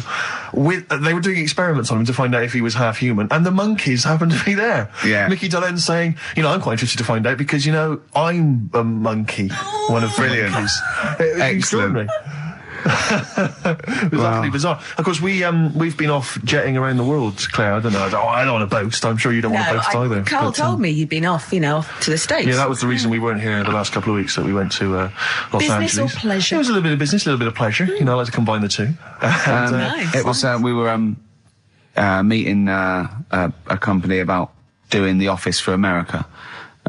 Actually redoing it. Not redoing it with or any of the cast, but with American actors. American actors do it. Yeah, but the thing was, they were flying us over. It was like the whole business class trip. Spending a little bit of money, and Virgin Upper Class actually. Virgin Upper Class. I'd like to recommend. Excellent. It's brilliant. Very good service. Definitely get free flights now. Yeah, definitely. Easy. Brilliant. Yeah. Richard Branson, lovely bloke, and I love Tubular Bells. I don't think he owns it anymore. Does he not? But he's still a lovely great bloke. guy. He's still a good. What does he own? He must own something we can get. Oh, does he involve with Virgin Records anymore?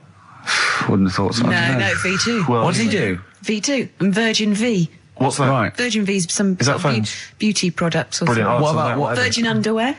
Brilliant. Whatever. Yeah, give us some of that. Give us some of that, Branson. Give us some of that. But I was going to New York before going on to Los Angeles, where all the meetings were, just for a little, just meet some friends over in New York. And it's amazing, because Virgin Business Class, they pick you up in a sort of chauffeur-driven car, they drive you down, there's no you don't have to check in with all the wishful... Virgin Upper Class, it's like... Yeah. It's you don't need to sort of queue up with the great unwashed, with screaming kids, with ordinary people. Basically, they just send your information ahead to the airport, and you just drive through a kind of drive-through McDonald's-style check-in. They take your bag, they check your passport, boom, they drop you at the executive lounge, where there are, I swear to God, lovely free plums. I had 2 lovely juicy free plums in the executive. I haven't eaten plums for years. He forgets the bloke's name, but he had lovely juicy free plums. All right, that's the sort of wit that I'm capable of. That is why he is flying first class to America. He meant sucking them through. I changed it. I transposed the whole thing, so suddenly he was sucking on a man's testicles who he'd never met before. Exactly. For money. Exactly. That's the sort of things I'm capable of. Which is only half true. So he's used his comedy mind. No money involved. Right. That is why he was being jetted off to America to talk comedy. That is the kind of quality. But it was great. It was a really lovely flight. It was a lovely car, luxury car, and the flight. It was like the advert. They've got those beds that sort of just the seats kind of recline, so it's almost and you got anything you want as much. And I sort of I was falling asleep, and I sort of woke up, and one of the air assistants was like covering me with a blanket. It was like the advert. It was crazy. Just brilliant. Oh, the lights came down. Comes around and says, "Do you want a massage during the flight?" You can have a you can have as much drinks, although you can't drink. You have a drink and then you fall asleep because it's so comfortable and they take the lights. So anyway, it's brilliant. I can't believe my luck. So I'm driving down. I get to the airport in my chauffeur-driven car. Right, I'm sat there. I'm phoning people. My mum and dad. You never believe what I'm off to. I'm just in the car, just chauffeur-driven car. And I get to the airport and you just hand your passport through the window of this car to this little woman who comes over. And I'm just there. I'm just sort of buzzing the window down, handing it to her, buzzing it back up. Like I don't want to talk. Check the passport. Take my luggage. I don't want to discuss things. You know who I am. And she hands the passport back through the window. She says, "It's expired." I went, what do you mean? She went, "It's expired." I said, "It's business class. What can you do? Can you do anything?" And she went, "No, we can send you to America, but 8 hours later you'll have to just turn around and come back. They won't let you through immigration." I was like, "What am I going to do? I got to go to Los Angeles and talk about, like, the office and that." And she said, "Well, it's up to you." So, the chauffeur-driven car drove me straight to the passport office down in sort of Victoria, which I have to say... back into town? So I had to come back into town. I didn't get on a plane. I'm wearing my suit because I thought I'd wear the suit so I look like a real player. So I'm wearing my suit. I love the fact that you wore I wore a tracksuit because I thought I don't need to get upgraded. I'm first class. Exactly. I wanted to go on in with pants and slippers. But, you know, with... In fact, wasn't that why she covered you with a blanket at one point? But so they take me back down to the passport. I don't know if you've had to go down and get your passport changed, but they treat you like you are an illegal immigrant sneaking into the country. I'm wearing a suit. I've got luggage. You know, I'm clearly a dignified kind of guy. That's obvious. I'm speaking with a certain eloquence. I've got certain powers. I've just been working on it in the car. Oh, right, okay. And, and they said you've got to come back that night, so I had to come back. I had to get my passport photos done. I had to buy a sandwich. I had enough change for the machine because it was an absolute nightmare. I began the day in a chauffeur-driven car on my way to Los Angeles to discuss business with Universal Television Pictures, and I ended the day on the tube in a suit with my luggage, stood next to one of the posters advertising this radio show, which was just embarrassing because people kept pointing and staring and laughing. He called me, they said, "Rick, I've really much." I go, "Go on." He went, "My passport expired." I went, "Oh, so what are you going to do?" He said, right, I quote, he went, "I didn't know passports expired." Yeah. I went, "What do you mean?" He went, "Well, your driving licence doesn't." I went, "What are you talking about?" He said, "How old do you have to be to know that?" He said, "When will I know all these things?" Yeah. It is. When will I know all these Steve, things? I want to just come and hug you. But do you know what I mean? Did you know that? Did you genuinely know that your passport expired? I did, because my passport expired Because she's 2 alive. years ago. Because she's I went and alive renewed in the it. world. There is so much stuff that I don't know because I don't think I've reached a certain age yet. I remember you walking down the street once and you said there were some roadworks, and you said they're probably doing those roadworks because it's the end of the financial year and they've got to spend their money. Yeah. I thought, well, how do you know that information? I tell you. Yeah, exactly. I don't talk to cabs. I'm in chauffeur-driven cars. I put the little window up so they don't how talk old to are me. you? How old are you? 28. Are you old enough yet to help a long-distance lorry driver back into a car park? Definitely not. Oh, you're an idiot. Play a record. And I'm also, I'm not old enough yet to be able to say, can I have a pint of lager, please, Chief? In a pub. I wonder I want to get to that age. No, you're a long way off.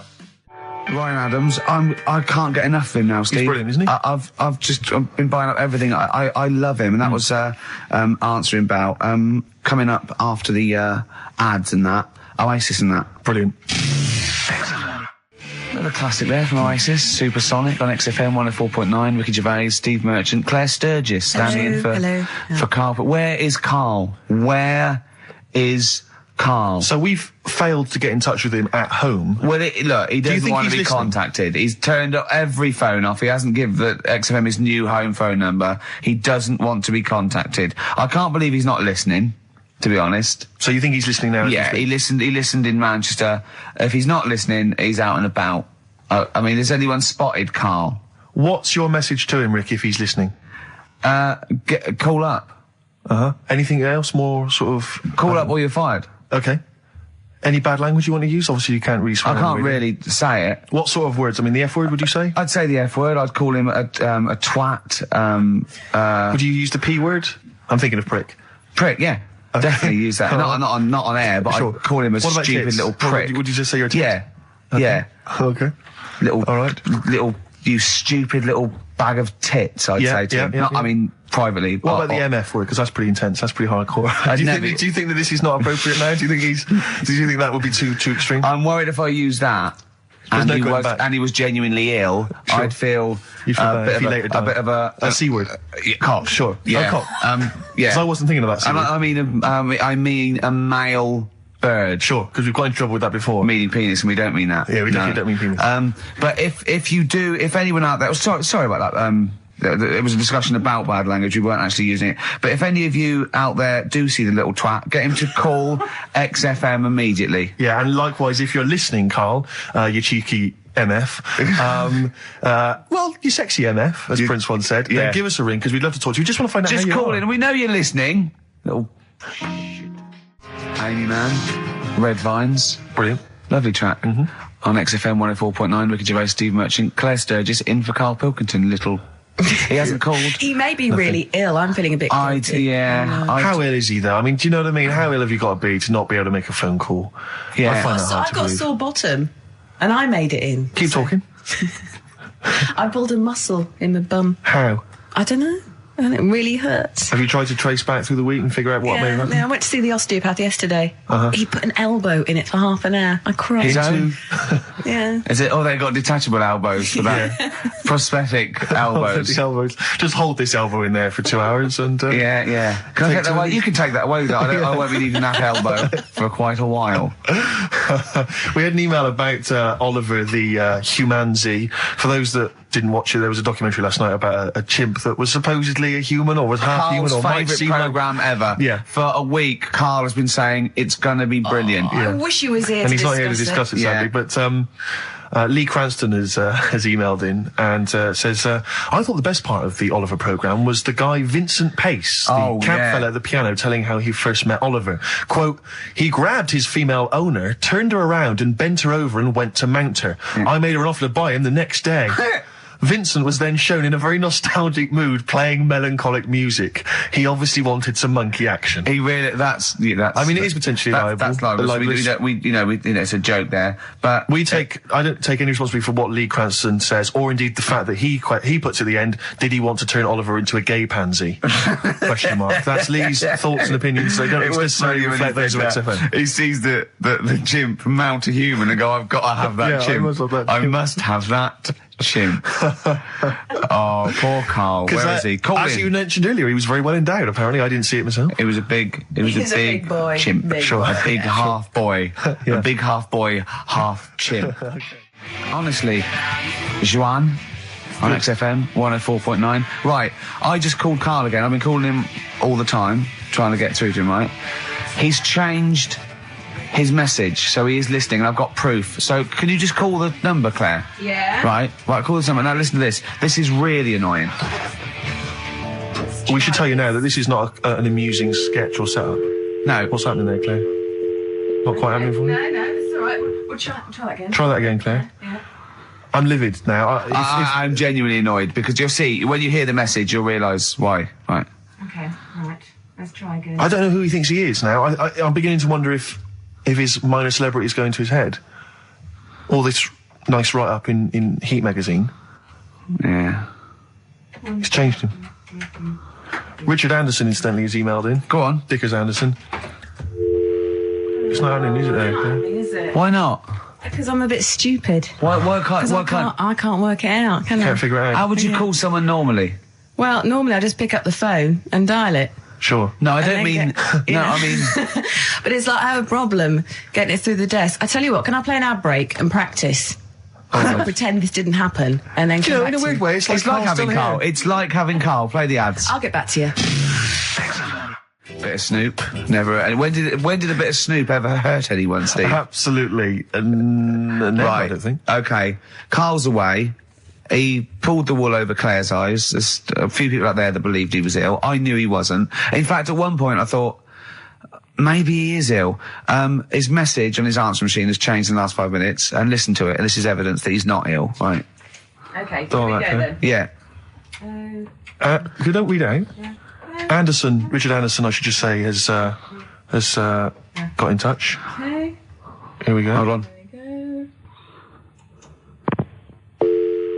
Oh, Claire. No, I I can do it. Just tell All me right. Anderson. This is ludicrous. Yeah. So obviously Richard Anderson, he's emailed in his thoughts. Dickie Anders, Randy Anders. You. Dickster, Dickmeister General. And he says there's something making... Have we got it clear? He says there's something making strange yelping noises in the thicket at the end of my garden. Shall I go and prod it to see if it's Karl? Sorry, I'm not in today, but not well on that. No more Rockbusters. I think that's what's affected me. It's got me down a bit. So he's joking. Yeah. The doctor said I'll be back swinging on my tyre in no time. So... See you later. So he was listening. He's clearly listening. So he was listening because we said about swinging on the Receive tyre. message. At any time. Right. Karl, call me. In fact, I'll tell you what, we'll play a little game. Karl would appreciate this. Call me, Karl, or I'm going to give out your number. What's the first 5 or 6 digits, Claire? Well, it's 07968.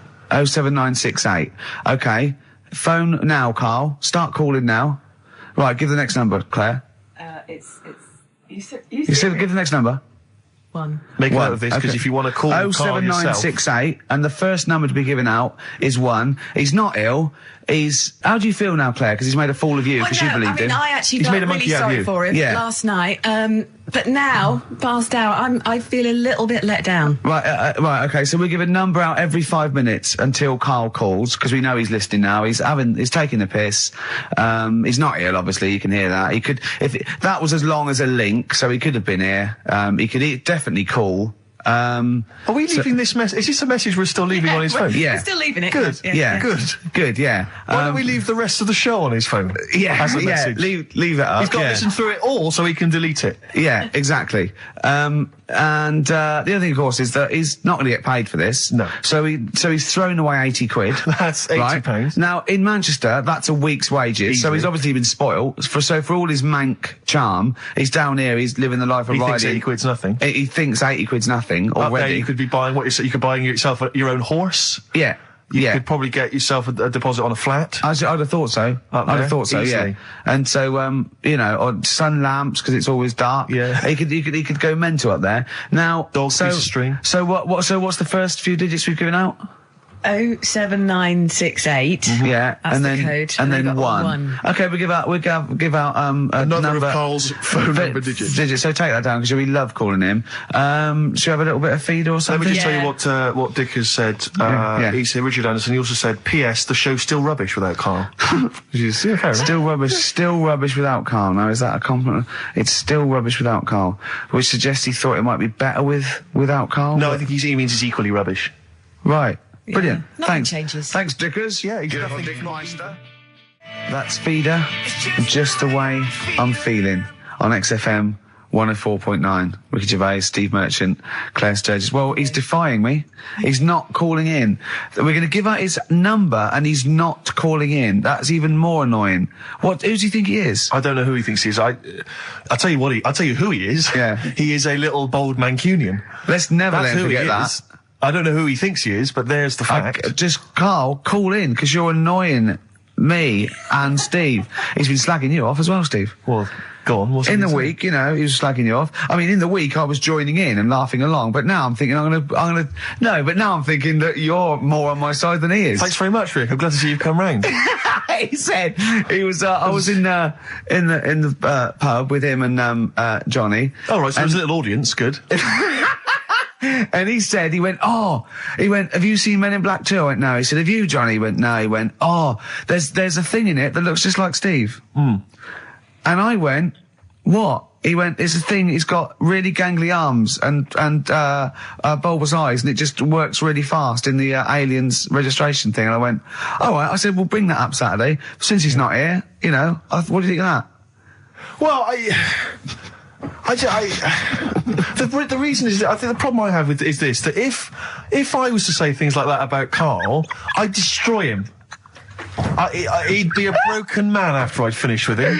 Call in, Karl, or Steve's going to say a few things about you. I'm going to get a couple of home truths out there. I can't believe it. I cannot believe it. Yeah, we were, at the time I was joining it, we were having, slagging you off on other things as well. Sure. But now I'm thinking, maybe maybe you were wrong. Maybe I was taking the mickey out of the wrong person behind their back. Because the Night from Patti Smith, co-written, of course, with Bruce Springsteen. Oh, it was a co-write, was it? Yes, I thought indeed, you wrote it. Oh, wow, there you go. Learning something. Learning something on XFM 104.9. Ricky Gervais, Steve Merchant, Claire Sturgis. No Karl. Well, Karl's annoyed me. He's not playing. He's not ill. Another digit from the number? Yeah, just do one more digit, Claire. You serious? Sam? Yeah. Yeah. Five. Yeah. 5. Good. 5, so 1 5. Okay, great. We'll keep doing that. But I'll tell you what, the best revenge is living well. Indeed. Why don't we just do a brilliant remaining 50 minutes of show and show the people that we don't need Karl. High five. Let's do it. You don't need Karl. Right, let's go. Starting now. Some brilliant stuff. Oh. You going to say something? Yeah. No, I remember when I was growing up in Manchester. No, you can't. And it's funny to me. I tell you, XFM 2.9. I said no. I saw a weird thing. I saw where in Leicester Square I was coming through. I saw a hairy Chinese kid. No, I don't. It was weird because they're not usually hairy, are they? Did I tell you about me Auntie Flora? Is that supposed to be Manchester? By Eck as like. Did I tell thee about me Auntie Flora who shot herself for 3 hours once? Did I tell you? I don't... there was a woman born Karl, once... you have to phone us, we've got nothing. Oh, God, he's so annoying. Little twat. Richard Ashcroft, biting bottles on XFM 104.9. Well, we might not have Karl, but I think we've got a few ads, haven't we? Oh, brilliant. Got quite a few. That's the new one from Blur. Out of Time. Only 3 now. Probably had a sort of Karl equivalent. Who sort of thought, well, I can't be bothered. Graham Cox and they're probably at home listening to that. Exactly. Playing guitar, and they're calling up and say, well, you could play along. He went, no, I'm ill. Yeah. Oh, I'm ill. Come on, Graham, if you're playing, I can hear you playing guitar now. No, I'm ill. Yeah. Have they replaced Coxon? No. They haven't replaced him? No. Oh, right. Well, they probably will do when they go on tour, but I think they are essentially. Well, I play guitar, I don't know. That's true enough. You're pretty hot on the... If, Damon, you want someone to, actually, Steve, in answer to your question, for the live dates, it's one of the blokes from the Verve. Ex-Verve, remember? Did she interrupt me again? I think so. Rick. I'm a fear in it. God, I can't think I was talking. Yeah, I don't know if you were... I might be mental, but I think I was talking. Claire, when's your radio show on? Normally, when do you host a radio show? Am I allowed to plug it? Go on. Monday to Thursday, 9 p.m. Well, maybe we'll come along and start talking over you. No, I'm just wondering, Rick, who's listening at that time? My we've mum got a listening. prime time which everyone is sat at home listening on a Saturday afternoon, Claire. Yeah. It's one of the best radio slots no one's in the going business. to football matches or shopping or anything like that. No. I want a piece of the action. I need it. Yes. I need it. Well, you've got it. And they're playing a few dates here and there. Old Blur. Blur. Good. And that's off their new album, probably, with all the other songs and that. Rick, I was watching TV last night. I think it might have been during the Monkey Show, actually, I'm not sure, but there's an advert, and it reminded me of a little crush that I just felt I should express, because I wonder if, I've often used the platform in the past to just express my feelings for people. Yeah. And I realised now, for many, many years, I've had a big crush on the Scottish Widow, from the Scottish Widow adverts. I just want to say to her, Is it because she's sort of mysterious and hooded? Partly that. It's also because I guarantee she's available. Because she's just lost her husband. She's a widow. Yeah. And I just think it's time to stop grieving. I think you've been grieving too long. I want to say to her, you're a beautiful lady. She's probably got a big lump sum. I'm thinking she's probably got a sizable amount of cash. Yeah. She's obviously got a lot of spare time on her hands, not working or raising kids because she's wandering across the moorlands most of the time. Her kids are probably grown up. I'm thinking it's time. Or they turn to crack or something. But I'm just saying this. I think it's just time to say, yes, he was a great man. He was a good man. He was a lovely guy. He worked hard. But he's gone. It's time to move on. He wouldn't want to see you like this. No. Still grieving after 25 years. No, he'd want to see her being humped by a big lanky thing with steamed up glasses, I reckon. I'll be honest with you, he hasn't got much say in the matter. He's dead. Well, all right, don't get nasty. And frankly, she's still not over it. She is squandering that money. She could be out. She could be in Europe. She could be in Barbados or Hawaii. She could be spending that cash. She could lose the hooded short and maybe slip into a nice bikini. Do you know what? I think she's kept herself in shape. I reckon she's wearing nothing under that. That's what I'm thinking. Dirty, slut. And I'm assuming as she's Scottish, that he was a little bit thrifty. She couldn't wait for him to go. She couldn't wait for the poor bloke to go. He was obviously, I bet he was a little bit thrifty. He's probably got quite a lot stashed away that she's slowly working her way through. Yeah. And I want to find out. I want to find out how he died. Yeah, I'm intrigued. Because if I find it's like, there was a roller skate on the top of the stairs, exactly. I'm going to reopen the investigation. If it was in any way suspicious. Yeah. Yeah. Questions. So your husband's dead, and she went, "Oh no, where's the money?" Yeah. Steve Merchant's outside. Exactly. Yeah. Built like a donkey. Yeah. He's built like Oliver the chimpanzee. Yeah, and he wants to get at it. Yes. He's bought his tandem. Hop on the back. We're going off to the moors. Yeah. He's going to fly executive class. Yeah. His passport is valid. I know he knows that much. He's got another 10 years on the passport. Well, I'll tell you what. The boys from Blur, they don't rock. Sure. Should we show them how to rock with a bit of Bad Company? Do it. It's a classic. Turn it up, Claire. Bad Company. Can't get enough of your love. I'm in a rock mood because Karl's made my blood boil. Yeah. Really. I might even play a song, you're probably too young, called Spirit of the Radio by Rush. It's sort of like, for rockers, and people like that, it's like the ultimate sort of pomp, rock, progressive pop song ever. It's classic. Yeah, you might hate it, or you'll love it, or you listen to it ironically. I love it.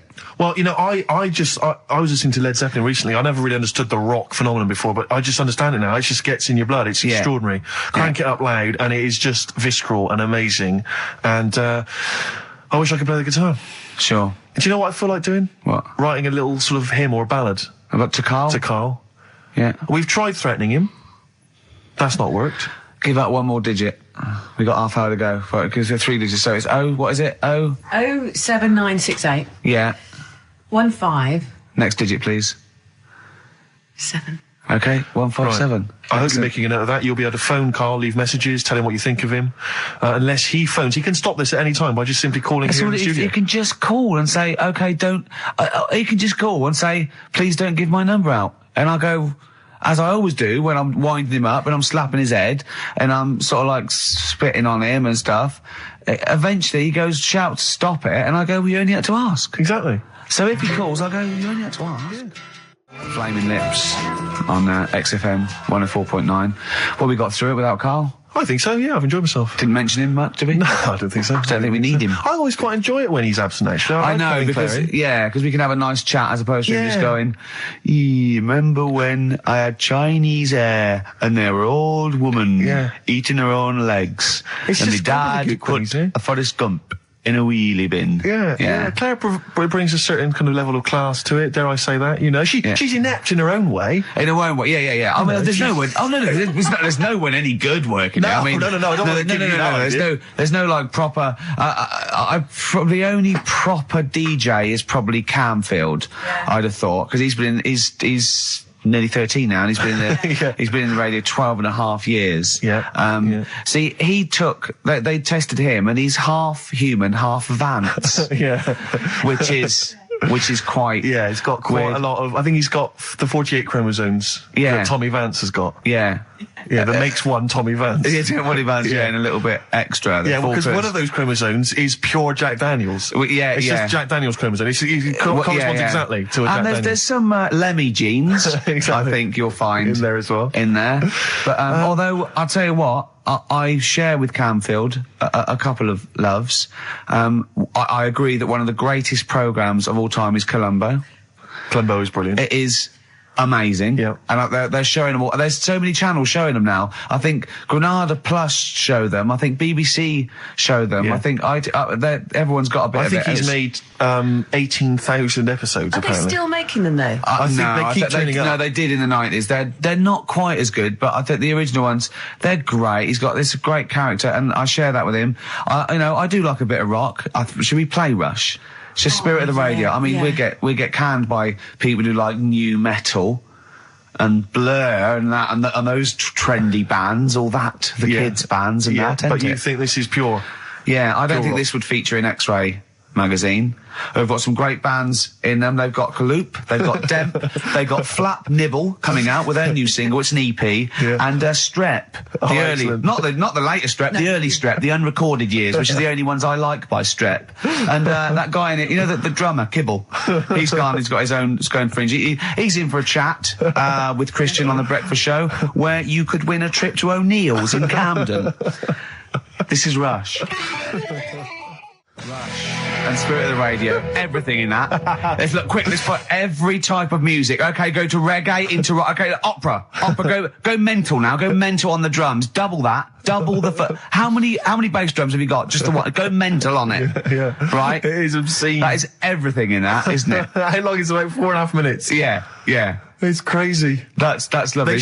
People don't play music like that anymore. There's only 3 of them. I just think of them. Yeah. There's that. And just one day in Canada. Yeah. They just went right. We're only going to make one single. Yeah. So let's put every type of music into that single. Yeah. It's almost like a Stars on 45 version of music of all time. Of every music rock they've heard. Exactly. Yeah.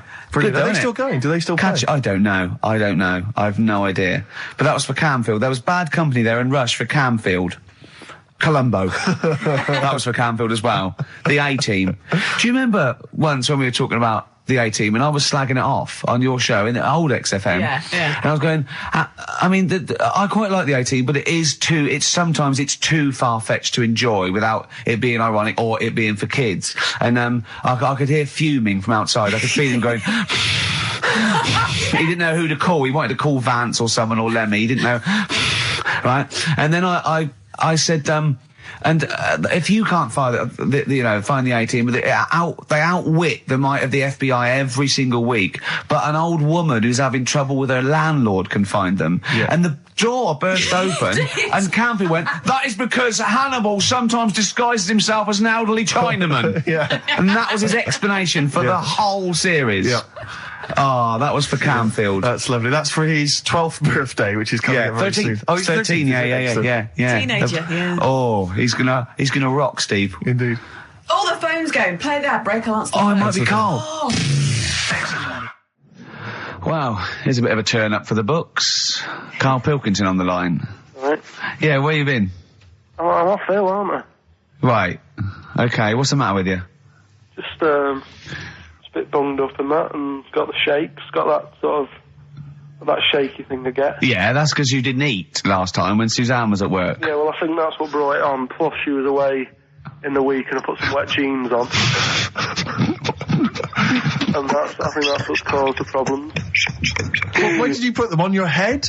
No, they were just on the Maiden, and the legs felt dry. But just on the what? On the what? Have you got the Maiden? What was she doing there? What do you mean?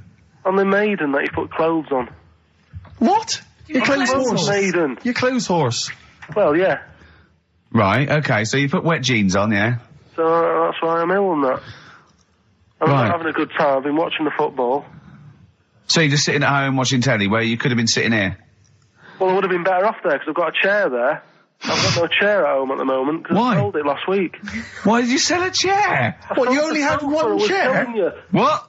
Look, can't we just, I just was calling up to let you know I was alright and that. We're not interested in that, we want to know about the chair. I sold it, I had a little 2-seater, and I sold it because I'm getting a new one, but I've got to wait another month. So you've got to sit on the floor for a month? So you sold a chair before you had another one? Well, she might not have wanted to buy it in a month or something. So I got rid of it whilst I could, she was alright, buddy. We'll talk about that next week. Oh, you're going to be in next week? I look forward to that then. That's a dynamite piece of radio to tune in for. The day Karl sold a chair. Brilliant. Alright. So you alright then? It's going alright? But why did you take this long to call? We asked you to call since the very beginning. We've been phoning you. Why did you phone me so long? I heard the beginning. I heard the beginning of the show. I thought, yeah, it's going alright, the there and stuff. Turned it off. Turned it off? No, I put a tape in though, because even though I'm ill, I'm still showing an interest in it. Well, you're not, if you're watching football and shaking.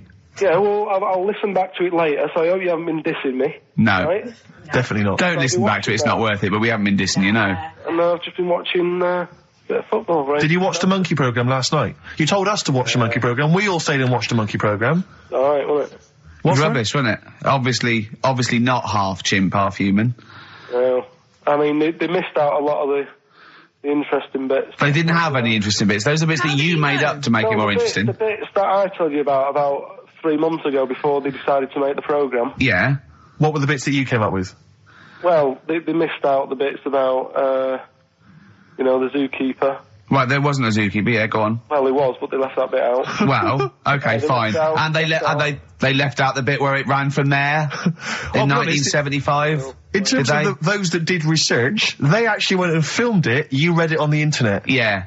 Yeah. Chances are you're the one with the facts wrong. Yeah, I think they also left out the bit when it jumped over 3 double-decker buses on a motorbike. On Evel Knievel's motorbike. Yeah. So, I can't believe it. I cannot believe it. Not only do you not bother turning up, but you turn off the radio and start watching football. I turned it off, but I've recorded it. I'll listen back later and sort of... Well, what good is that? Sort of, I like to keep it in shape and that. I'll have a word next week. All right.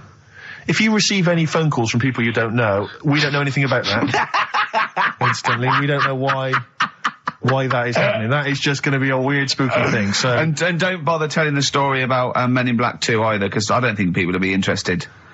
Actually, on the subject of Men in Black 2, what? Have you seen that, Steve? No, I haven't, Karl. Tell me about it. You should see it. Go on. Why? Because there's this thing in it. Go on. What, a stupid, bald Mancunian tosser? No, weirder than that. There isn't anything weirder than that. Big eyes, it was gangly. Keep talking. You've got to see it, because you wouldn't believe how the likeness and that. You've got to get the film out tonight. Right. It's not as weird, it had a normal voice, right? He's done you and he's not even here! I'll tell you what, mate, it ain't worth coming in next week. Stay on the line, Karl. Play a record player. Kings of Leon, Molly's Chambers. What do you think of that, Karl? Alright. There's a surprise. Another insightful remark. Steve is not a fan now. Not only does he know you've been slagging him off behind his back. No, I wasn't slagging Steve. If you get it out on the DVD tonight, you'll know I'm not slagging you off. It could be your brother. I love the fact that it makes it worse, but he's thinking you're going to go, oh, he wasn't slagging me off. It does look like me. I do think I'm an alien. I love the fact that you hope Steve will go, he's got a point. It's a spitting image. Yeah. I am, seriously, Karl, I'm really angry. I'm so angry with you at the moment. You haven't seen it yet? No, I know, because I know what it's going to be, and I'm just... Why? I'll tell you why I'm angry, because he doesn't do it in jest. No, but what do you think it's going to look like? What do you think this thing's going to look like? Going to look ludicrous. It's not going to look anything like me, but he's going to pretend it does. Go on, what? Go on. No, it does look like you. Yeah, of course it does. And you looked like the Human Z. Well, I mean, to be honest, you did a bit, Karl. You walk like him, you're bold like him, you got a sort of gormless face like him. Any more? I don't smoke. That does. I'm not arguing with you, I'm not well on that. Oh, you're not well. What exactly is wrong with you, you whinger? Well, it's just, do you know, like I always tell you about the restless leg syndrome I've got? It's like that, but all over. So you're just shaking around the house? I'm just, yeah. What do you look like, Elvis? What are you doing? You're shaking around the house. I'll tell you, with your bald head, you probably look like an enormous vibrator. Oh, God. That's what you probably look like if you strip naked. Oh, you'll have the Scottish widow coming round. Oh, dear. That's, what's her name, by the way? I heard you talking about that. That's, Amanda Lamb. Amanda Lamb, who's in the Place in the Sun programme. Is she actually a widow? Is she a Scottish widow? Hoots, man, my husband's dead. Do you want any money and a bit of my clam? Brilliant. All right. That's the sort of quality you've missed out on today. Well, anyway, you're going to be back next week. We need you back next week. Yeah. Yep. Well, how do you know? Also, how did you know you were going to be ill today? Because you phoned and arranged this yesterday. Convenient. And I spoke to you yesterday and you didn't sound very ill. I felt ropey yesterday afternoon. You've got a bit of a bunged up nose. Even though I have a bit of a bunged up Even though I was ill, I still sorted it out. Yeah? I'm a little bit sweaty. Karl, sorting it out does not mean you phone up Sturgis and send her down. That's not sorting it out. That's making things worse. Have you learnt nothing? Thanks, Claire. If you're not part of the solution, you're part of the problem. Mate. Yeah. My leg's a little bit achy. Oh, wearing wet jeans. Oh, I put wet jeans on again. My lasagna it was frozen. Can you hear the venom and hatred in our voices today? We genuinely are upset and angry with you. Yeah.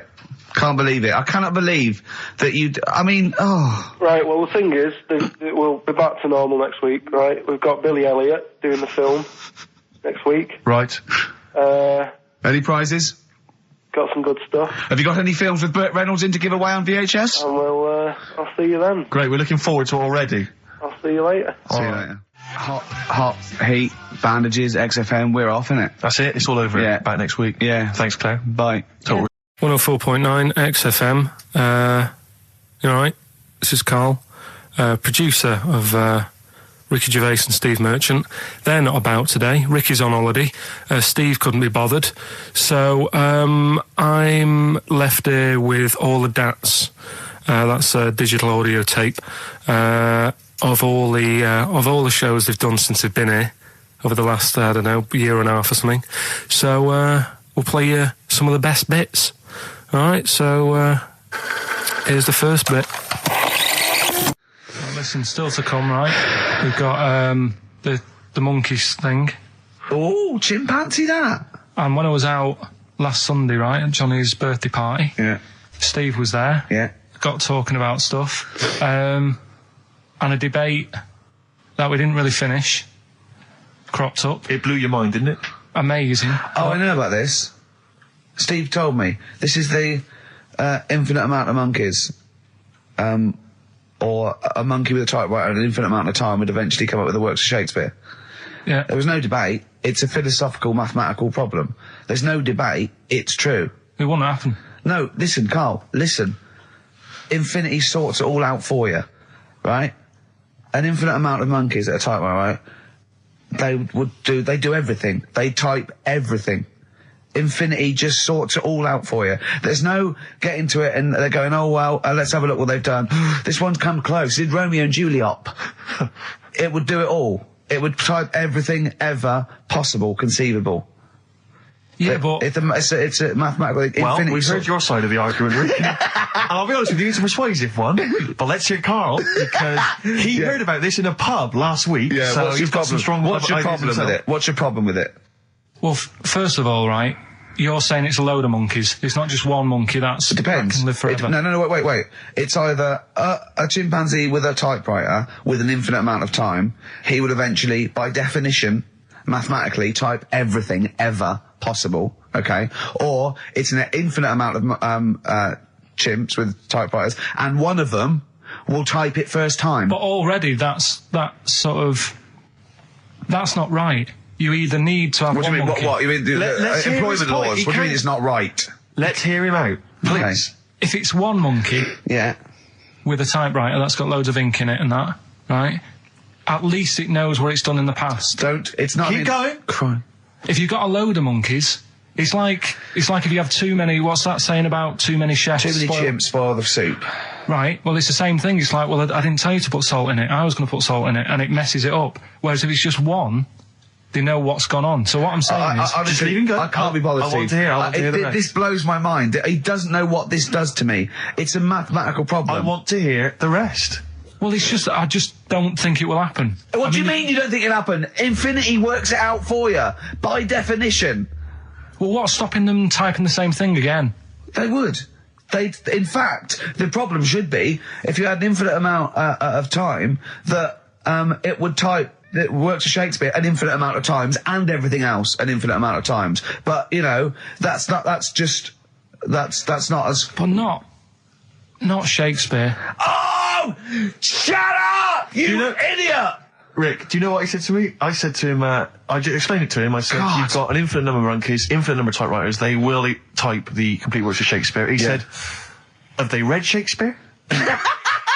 You're an idiot! Play a I said record, no. 'cause I'm not having this They're not doing conversation. it from I'm not having memory. it. I'm not having it because it really, really winds me up. But you're saying they'll do it with no spelling errors. Well, they do it an infinite amount of times. and they do it wrong an infinite amount of times, and they spell the last full stop wrong an infinite amount of times, and they get one thing wrong in Hamlet wrong an infinite amount of times. They do everything an infinite amount of times. But are they going off a story that they've... Play a record, Carl, because I'm going to knock you out. I'm just saying... Shut up! Do they know the story? Oh, they're monkeys! Oh, Christ. No, right, okay. Right. The Cure, obviously, yeah. Song. Right, Carl's been taking phone calls for these clues. Right, and so everyone's been saying the same thing for the last one. He's been going, no, and I'm worried, I'm always worried. FD, I just overheard him on the call there going, oh, what have I been saying? Oh, no, it's FP. Dickhead. Right, give me the clues out. It's a rollover. Right, tell people we're really sorry to anyone who would have got that right. Okay, right, do the clues quickly. Tell them it'll be a rollover, so we have to do 3 new ones. Do you not write these down, Carl? I don't write the answers down in case Ricky looks over the thing and sees the answer. Why would I cheat? I'd rather you do something right with your life. Right, well, the clues were I've got 3 other jumpers like this one. Yeah. That was FT. Yeah. You got that. 4 tops. Yeah, that's all right. Good, well done. That bunch of people can't make up their minds if they want to sit in the sun or not. That was C. They were getting that. That was charlatans. Charlatan, right? A bunch of them charlatans, right? What What's Charlie? No.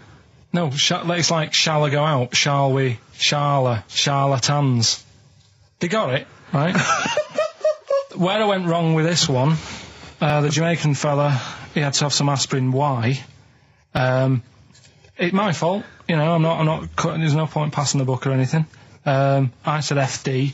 A lot of people were saying, Fred Durst, like, forehead hurts, which is a good one. Yeah, which would have been as good as any of yours. But I made an error, so we'll roll it over. No.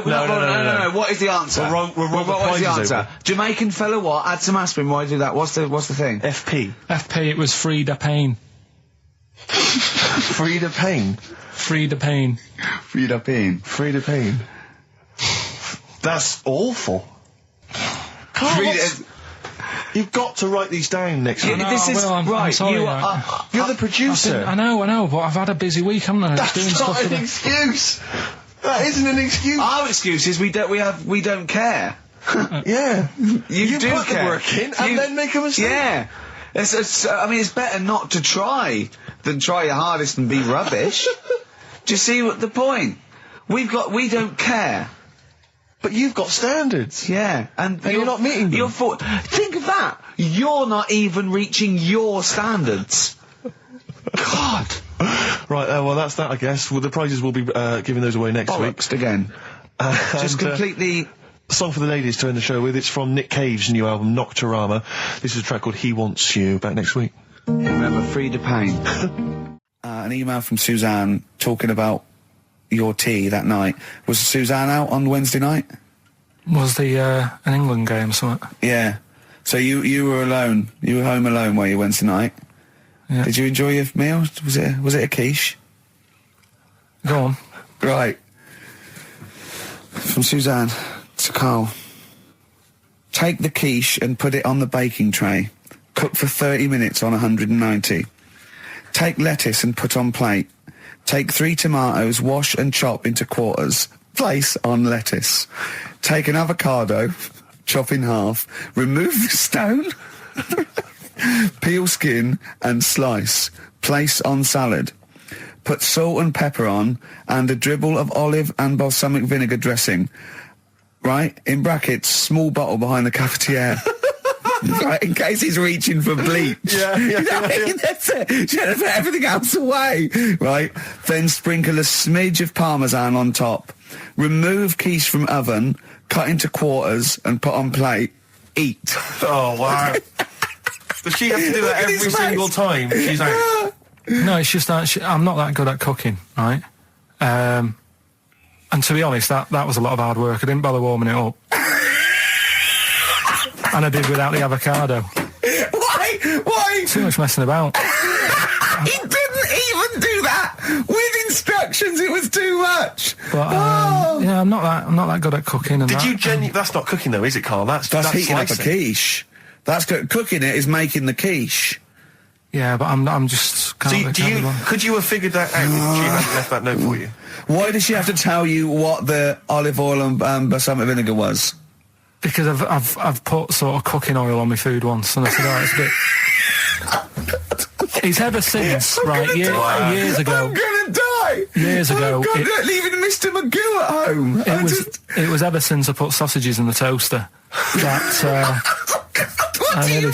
I nearly set the flat on fire. Because, do you know, like, when you're grilling food in a pan and all that? Yeah. Sort of sausages spit and it goes everywhere, doesn't it? And it makes everywhere greasy. In the toaster. So I thought, well, just want to warm them up. Yeah. Bung them in the toaster. Yeah. What happened? And she sort of caught... Well, they got stuck and they sort of caught on fire, I imagine. She came in just as I was sort of plunging it, and Marty came in from work. She said, what are you doing? I said, I'm in sausages. Well, the oven isn't on. I know, they're in here. What, you turn it off? Panicking and that. But I've never been into it. I've never been into cooking and that. At school and stuff, I didn't bother doing it. Oh, every time Suzanne comes home, she must think, please be the house still there. Yeah. Please not let me hear a fire engine as I come round this corner. Oh, God. She comes and goes, oh, God, thank God. I bet she's always happy to see you when she gets home and you haven't burned the place down or introduced some howler monkeys or something. Unbelievable. What I find extraordinary is there are people who are in sort of care in the community who don't need instructions on how to prepare food. Oh, they do. They can do it. Yeah, you show them once. Yeah, they do. Whatever you do, don't put sausages in the toaster, Johnny. Do you know what I mean? Yeah, and they've learnt it. They don't put sausages in the toaster. Yeah. What they put their fingers in. But, yeah. All right, this is Karl, the producer of Ricky Gervais and Stephen Merchant on XFM 104.9. We're playing out some of the best bits. Hope you're enjoying it. Here's another one. Can I just ask Karl how he got on over Christmas? Because the last time I spoke to him, you hadn't bought a present for your girlfriend. Yeah. I have to say, I was on tenterhooks all Christmas. Well, you changed it.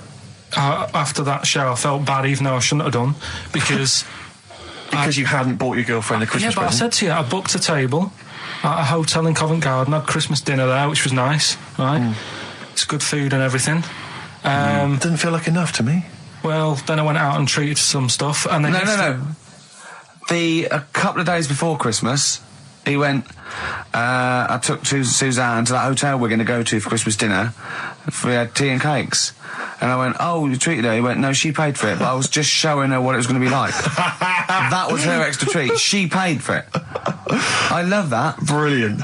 Yeah. Well, it was like 150 quid for a meal for two, which is pretty dear. So I'm not going to buy her cakes as well. All right, love, have anything you want. You pay for your own pudding. I'm not mental. Yeah. So you treated her to some other stuff. Yeah, some bits and bobs. What, so she chose them and you paid for them.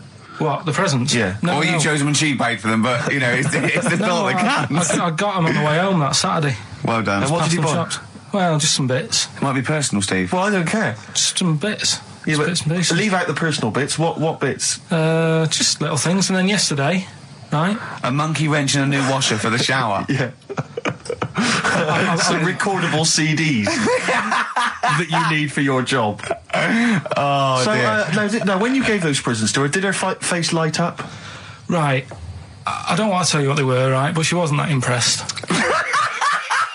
You're going to tell us what they are now, tell us what they are. You even know what they are. She told you on Christmas Day. Hold on, wait a minute. But it doesn't matter what they are. It does matter what they are. It doesn't. It does, Karl. It's you, mate. Of course it doesn't matters. matter. Oh, God! Have you just remembered? Yeah! Right, but there's no need. I've got to tell him, Karl. I really want your permission because I don't want to be I know it's not, but we know it's not that embarrassing. It's really quite sweet. Yeah, but in a way, right, the way I look at it is, right, Christmas, even when I was a little kid, right, it's not... Please let me tell him, Karl. Well, let me just tell you first, though. Let me tell you why I didn't go all out on the old present front. All right. Justify yourself. Right. First of all, I've covered it up since then anyway, right, with that present, because I bought her some shoes yesterday, and she did say, I'll give you the money for them, but when I get home, I said, it's all right. I said, you can have them, right? So not only did I buy her some food on Christmas Day, I got her shoes. She's probably had a... And they feel like a horse. Yeah. It's sort of like, there you go, there's your shoes, there's your food, right. Bed down, see you later. Yeah, but what I'm saying is she's done... fed and clothed. Yeah, her. did you comb her hair? She's done well this year, right? The thing She's is, done well this year. It's like you're a single parent living on a council estate with a smack problem, and you still managed to buy them some Lego. when I was a kid, right, it wasn't about what you got. I remember one year when I was about 8, right? Oh, it's going to make me cry, isn't it, this? No, it's not. I'm just saying the way it is, right? I woke up at about 4 in the morning. And I was like, oh, what I forgot? And I couldn't sleep. I was that on edge. It's the excitement of Christmas, isn't it? It's like, oh, what's wrapped up? I need to know. Sure. Yeah. And it's the fact that people are saying, no, you won't know until tomorrow. Yes, sure. That annoys you and winds you up. Okay. So I got up at 4 in the morning, opened my presents, and then went, right, I know now. Went back to bed, had a great sleep. Yes. Right? So it's nothing to do with the excitement of what you get. It's the excitement of not knowing what you've got. And then what happened when you got up to go down with the presents? What you're saying to me is that you could wrap up a brick because the thrill of Christmas is in hoping and being excited about what it is, not the actual gift itself. Yeah. Is that what you did? Did you get a brick? No, let me tell you now what he got. He got her a present, right? And she said, she came and said, yeah, he got me. It was an industrial-sized packet of condoms. It was a joke gift. No, it wasn't a joke. It wasn't even a joke. I went home that Saturday after the year, past Boots, thought, might have something in here. They were on, like, some value. Right, you passed the Were makeup. they used? The makeup, you passed all the other... Past the makeup, stuff. past the lovely vanity cases. Yeah, the foot spas. Exactly. Yeah. Oh, hold on. How much are these, love, for 100? Yeah. $4.99. Yeah. Do I get them reduced if I buy in bulk? So how many did you buy? What was it? I don't know, probably about 100. Right, okay. And is she allowed to use those with anyone? Did you wrap them? Can she just go out and have a wild... Well, you don't need to wrap. They're already wrapped, aren't they? Oh. And then what did she say when she opened them? No, wait, Karl, what did she say? Right, play a record and we'll come back to this. Oh, you're worse than my father, that's genius. What do you make of the first genetically modified baby? Oh. Are you worried about this? Do you know what did they do? What? Let me see what it says here. Isn't it just choosing the, eye colour? Well, this is the concern, isn't it? That in the future you'll be able to decide whether it's a boy or a girl, how intelligent it is, what it looks like, is it handsome, is it ugly? Obviously, no one will choose an ugly baby, and so on and so on and so on. And so it means that where will it lead? Where will it end, Karl? Are you concerned? I've thought about this a lot. What will us three look like in the future if they're being, genetically modified, beautiful people? What will we be like? How will we be considered in society? Yeah. But we've talked about this before, haven't we? About the cloning thing. Yeah, that's a bit weird. Yeah. But I don't think it matters, because at the end of the day, right, you might look like some other kid, but it's the way you're brought up that will change your features and the way you are, your personality. If you lie, you get a long nose, don't you? Well, no, but listen, right, because I remember when we, I was growing up on this estate. This is going to be good. Go on. No, it's not. It's just an example of how this doesn't work. Go on. So we don't need to worry, sort of thing. Sure. Right? Okay. So I'm growing up on this estate, and there was this woman about 4 houses down, right, who's a bit rough. All right. Didn't fancy her. Oh God, no. Right, but she had a baby. Well, tell me about her first. I'm interested in this woman. Why was she? It was a very... Was it like being a man in a dress? I mean, I didn't grow up in a posh house or anything. And I'm not saying that if you live in a bit of a rough house, you're a bad person. What did she look like? But anyone can tattoos? Clean up. Looked like Tony Green with a fag on. They didn't clean up much, right? Oh. Which, even if you've not got a lot of money, you can still try and make the place look nice. Yeah. Right? But she didn't, and a kid used to take a horse into the house. Sorry. Whoa, Neddy. What do you mean a kid used to take a horse into the house? Where did he get a horse? Must have nicked it from somewhere. Must have done. You've seen a horse in it? No. What, is that from outside the saloon round the corner? Yeah, was it just tied up with a bit of leather? Right. Oh, that's great. Did Big Jake come looking for it? I'd been out. Oh. So let me get this. This was before the lynching stopped or after. Where did he get a horse from? What do you mean he must have nicked it? His mum said, where'd you get that from? I bought it. All right then, but keep it out of the kitchen. I don't want you going cattling rustling. Where did he get a horse from, Karl? And how long did he have it for? Was he leading it or riding it? Mum, open the door, I can't stop. I can't stop it. Open the patio door as well. Looks like we got us a runaway. What do you mean? I don't know, but the thing is they couldn't afford to buy one because they're not cheap. So I'm just guessing. Maybe that's wrong of me. But I think... He had a horse? Yeah, right. So that's why the family didn't have any money. They'd spend it on the horse. No, I don't think, that's what I'm saying. I don't think they would have bought it. So anyway... Yeah, it's always to whisper, Karl, in case they're listening. Yeah.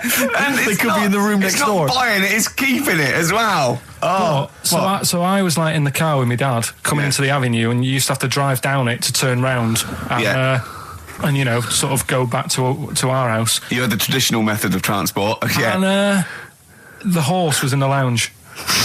Reading a paper. Just like walking around. Oh, God! What? And when I was doing, I tried to earn myself some money once by flogging little flowers in plastic cups. What? This is genius. It just keeps coming. What do you mean you're trying to flog little flowers? What do you mean? Wait. Let's play a record. Let's play a record and come back to this, because it's always going to just unravel and unravel. It's going to go on for hours. Let's play a track, deeper Karl. and deeper. It's like an onion, isn't it? We've created a whole world here where there's a man living with a horse. Just walking around the lounge. I come from the West Country. I've never heard anything like that. I just think of a big sort of like orange carpet, and it's got a rediffusion telly, and this horse going, I'm fed up in here. Exactly. This is really... I am not taking the rubbish out again. Yeah. Right, play a record. Let's have Velvet Underground. We've got that lined up. Oh, yeah, the classic from the first album. I'm Waiting for the Man. Let's come back to the horse in a second. Little flowers in pots. What do you mean? Probably you're thinking, Rick, isn't it time that we do our usual roundup of what's been happening in the news? Yeah. Which we always do every week. Yeah. We always do something. Which is, I mean, basically, if you're listening and you're a new listener, say you work at a newspaper, we always try to be informative, just try and put stuff out there that just educates people, informs people. What are you thinking? Well, I said Monkey News is coming up, but what have you got? No, I was just looking on the net there and just found a couple of quite important news stories, probably worth mentioning. Policeman caught photographing. I don't know why it makes me laugh. It's just the phrasing, I suppose. It's the headline. Policeman caught photographing up woman's skirt. No, he wasn't up there taking a picture of Big Ben. No. He wasn't going, can I just sit up here? I'm just going to take a picture of that seagull over there. No. He was facing the camera up a woman's skirt. He was indeed. Right. A policeman in Japan is facing disciplinary measures after he was caught photographing up a woman's skirt with a hidden camera while on duty. The 42-year-old sergeant, who's not been named, used a digital camera to secretly snap the shots when the woman was reporting a stolen bicycle. So he was actually doing his proper job. He'd obviously thought to himself, I'll bring him a digital camera today. On the off chance a beautiful woman comes in to report a crime or robbery, I'll have it ready, I'll have it positioned, you know, in such a way. But this is interesting. This is how he got caught. Okay? The woman became suspicious after she saw a flash go off. Brilliant. I mean, this not so secret at all. Sorry, did I just see your shoe? Your shoe just seemed to just spring into life there. It was light. There was light. Yeah, I think I've had someone set fire to some magnesium that was on the end of it. It won't happen again. Well, it's only you and I in here, and your shoe was just suddenly lit. Why are you standing like that? Why is your shoe just sort of like between my feet? There's no reason. This is how I always stand. What did the bike look like? Flash? So, are you taking pictures of my family? No.